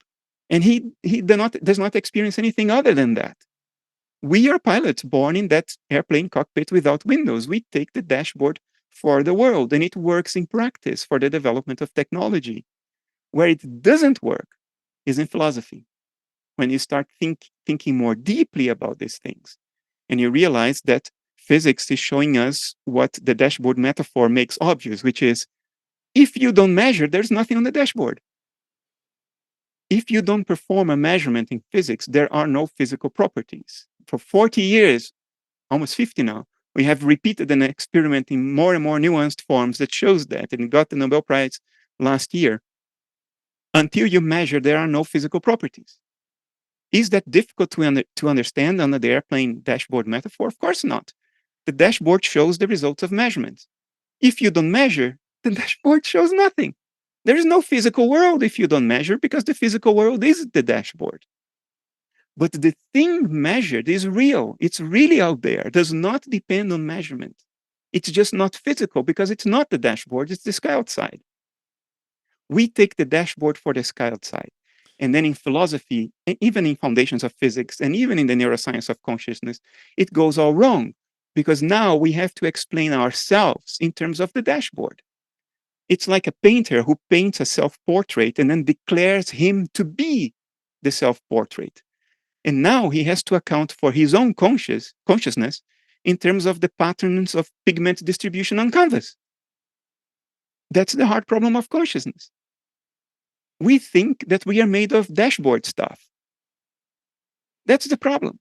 I like We this. run I into like all the symmetry kinds of of problems. this. Yeah. We do run into all kinds of problems, and I think that this is an accurate description of the source of those problems. I still struggle with the idea of the symmetric equivalence between the internal thought and the mental state of nature that is then measured to give something physical. And so I think that I would have to go and think about where that state of nature could emerge from. Because I think that it is possible to reason your way into what the underlying state is caused by or looks like before you measure it. Oh yeah, it is. And I think that And I that's think kind of what Shiloh's after. I think it all makes sense the way that you've, especially because of the way that you've defined physics, which has to do with assigned quantities and so forth. It makes sense to me because that's absolutely a mental process. I think that if you define physics a little differently, then you probably have a different job to accomplish. Right? to define physics differently is to have a metaphysical commitment. Yes. If you want to remain purely operational and not have a metaphysical commitment, then you're bound to the definition I shared with you. If you want to define physics as the science of the world as it is in itself, right there, you're already making a metaphysical commitment that is arbitrary from a scientific perspective. And then that's what most people actually do. Look, to go back to the hypothesis you raised, can we infer what the world is in and of itself, aside from representation, aside from description? This year, I became more hopeful that this can be the case. Let's just frame the question first. Remember Kant, noumena and phenomena? Noumena is things as they are in themselves, and phenomena is how things appear to us. Under analytic idealism and the metaphors that I described to you, phenomena is the physical world. The physical world is phenomena, not noumena. The dashboard is phenomena, not noumena. The noumena is that which modulates the states of the dashboard through measurement. Physics is the science of phenomena because it's the science of perception. Even if we use instrumentation like telescopes and oscilloscopes and microscopes, we still need to perceive the output of instrumentation. So everything gets filtered out through perception. That's what physics is. It's a science of phenomena as opposed to a science of introspection, like spirituality. Physics is a science of phenomena. Can we have a science of the noumena? Can we have a description of things as they are in themselves? Well, that requires rationalism, because empiricism fails you. You're locked up in that airplane cockpit without windows. All you have is the dashboard. That's the limit of empiricism. But rationalism can bring us further, and I think the map has been given to us by Schopenhauer. Schopenhauer reasoned in the following way. When it comes to me, I know the will as it is in itself. In other words, I know my mental states. I know the noumena. I can also perceive the representation of my mental states in the form of my body. So my body is the phenomena corresponding to the noumena that I experience directly, my inner mental states. Yeah. And then he reasoned, and I'll give modern language to it. He was talking in terms of mass and substance. I'll give modern language to it to be more rigorous. He reasoned the following way. My body is made of the same atoms and fields that constitute the rest of nature. So if in my case, my body is the phenomena of my noumena, and my noumena are my inner mental states or the will, and again, the phenomena that my body is made of the same atoms and force fields as the rest of nature, then the rest of nature too is phenomena corresponding to noumena. The rest of nature too is a representation as opposed to the will. In Schopenhauer's terminology, representation is phenomena, will is noumena. So let me repeat this so you really grasp how simple it is. I have access to my own noumena, my own mental states, and I know that my noumena appear to observation in the form of atoms and force fields that constitute my body. The same atoms and force fields constitute the rest of nature. So the rest of nature too is a phenomenal representation of mental noumena. That is the key, because it gives us one part of nature in which we have access to both sides, the noumena and the phenomena. And we can establish a map between the two. We can try to create a bijective function that leads you from a noumenal state to the corresponding phenomenal state and back. I'm hoping it's a bijective function. It may not be, but some kind of coherent mapping between the two states. We can do it because when it comes to our own phenomenal states, in other words, our body, in our own noumenal states, in other words, our experiences, we have both sides of the equation. So we can create the map. And then we can extrapolate that map to segments of nature for which we only have access to the phenomena and not the noumena. We can extrapolate it. How do we create this map? I think the most promising way to create this map in the world today is integrated information theory. That was created originally in the late 90s by Giulio Tononi. Christoph Koch has joined that effort. It's certainly the most theoretically advanced theory of experience, of mapping between experiential states and brain states that we have today.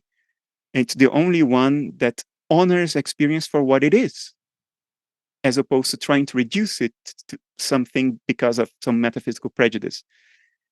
That mapping is still being created. You can imagine how tremendously difficult it is, because we have to have very fine resolution access to all of our brain states in order to create a correct mapping.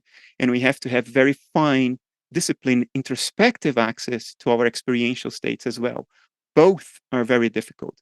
But for the past 20 years, a lot of progress has been made in integrated information theory. Some predictions have been made and proven empirically as well. So there is a lot going for it. I see IIT not as a materialist theory of consciousness. I can tell you its creators do not see it like that. And they have already come out in papers writing things that basically imply that they don't see it that way. The way I see it is that IIT provides a map between noumenal states, direct experience, and phenomenal states, physical stuff, brain states, brain activity. If we have this mapping to create this bridge between brain states and experiences, we can extrapolate it and infer what nature at large is in itself, based on the notion, Schopenhauerian notion, that nature is also made of the same atoms and force fields that constitute my brain. So we have good theoretical grounding to extrapolate. But isn't it the organization of those atoms that gives rise to the numenistic experience in the first place? Like the particular biological organization of those atoms. Like I just feel like you're assuming that biological processes should be exhibited by inanimate objects as well. I don't understand. Why do you feel that? Well, you're saying that because we have both a phenomenological existence and we also have a numenistic experience, that all things, all bodies out there, everything in the external environment should also be able to be partitioned into these two pieces. Look, I do think what you said, but I didn't intend to justify this based on the discussion we had today. It's impossible. I wrote 12 books about it. There's a long argument, simple but long, based not only on reasoning, but a lot of empirical evidence. I tried to summarize it in a book I just finished writing, which will come out next year, called Analytic Idealism in a Nutshell.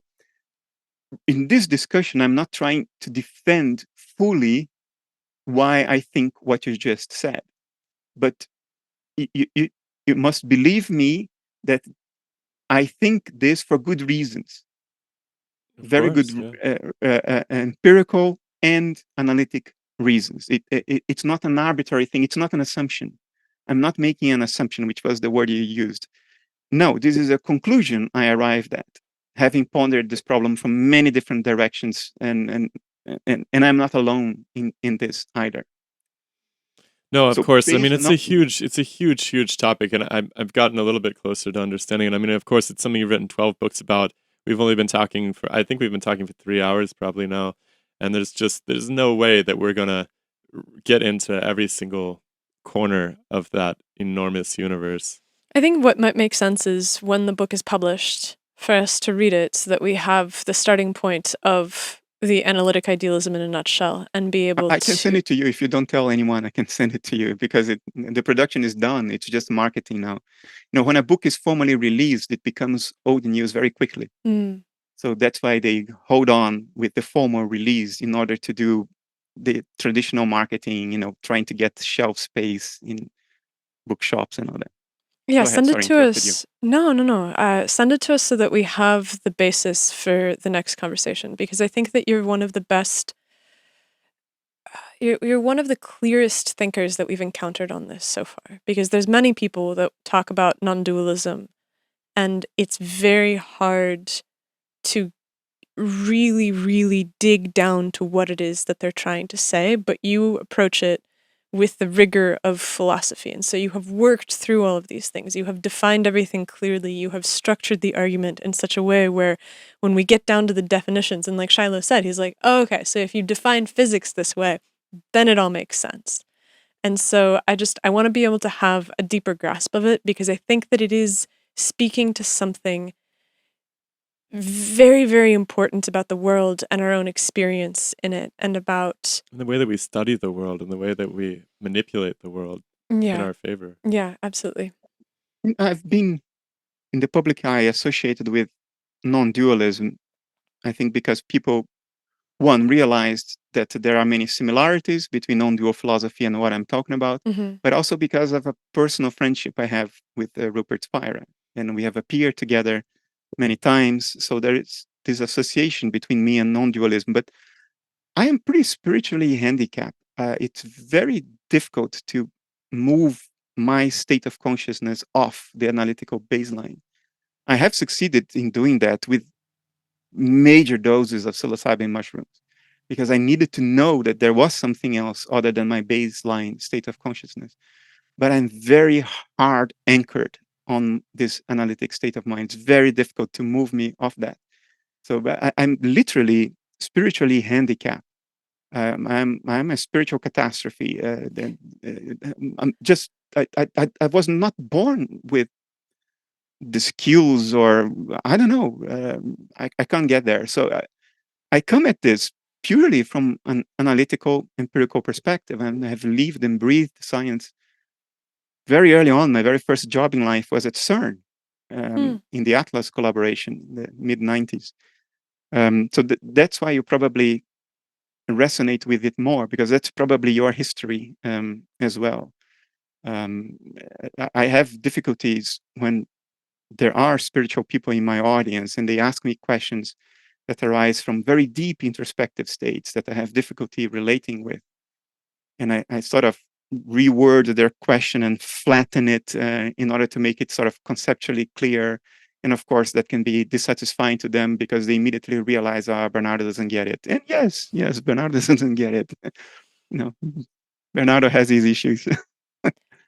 I think it speaks to the necessity of finding someone who speaks your language to be able to understand an idea.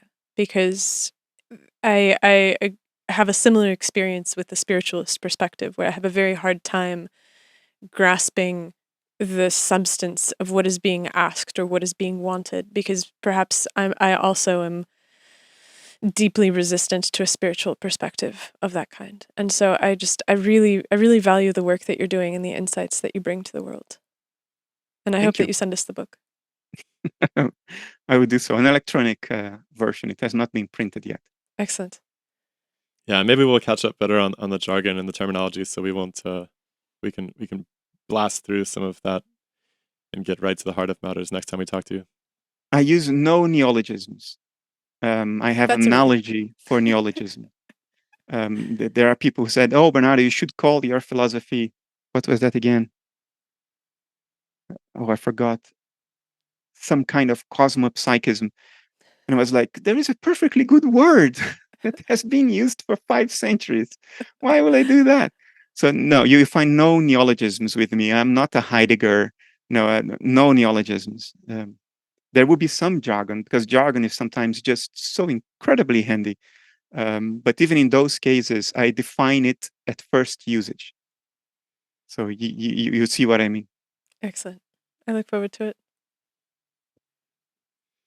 All right, man. It's always illuminating talking to you. Thank you so much for coming by.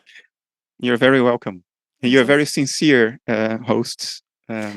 You're not just interviewing me. You're trying to grasp it. You're trying to occupy my perspective in the world as much as I'm trying to occupy yours. That makes it much more dynamic and interesting, as opposed to just a list of questions that you thought of in advance. Yeah, we're just trying to understand the world, same as anybody. So that's why we do this. And we bring everybody along. So yeah, thanks to everybody who's listening for being part of this too. There's a lot of people who are trying to understand how the world works. And yeah, thanks for contributing. It's been a pleasure. Thanks for having me. Have a great rest of your night, sir. Bye, Bernardo. You too. Take care. All right, bye everybody. Bye.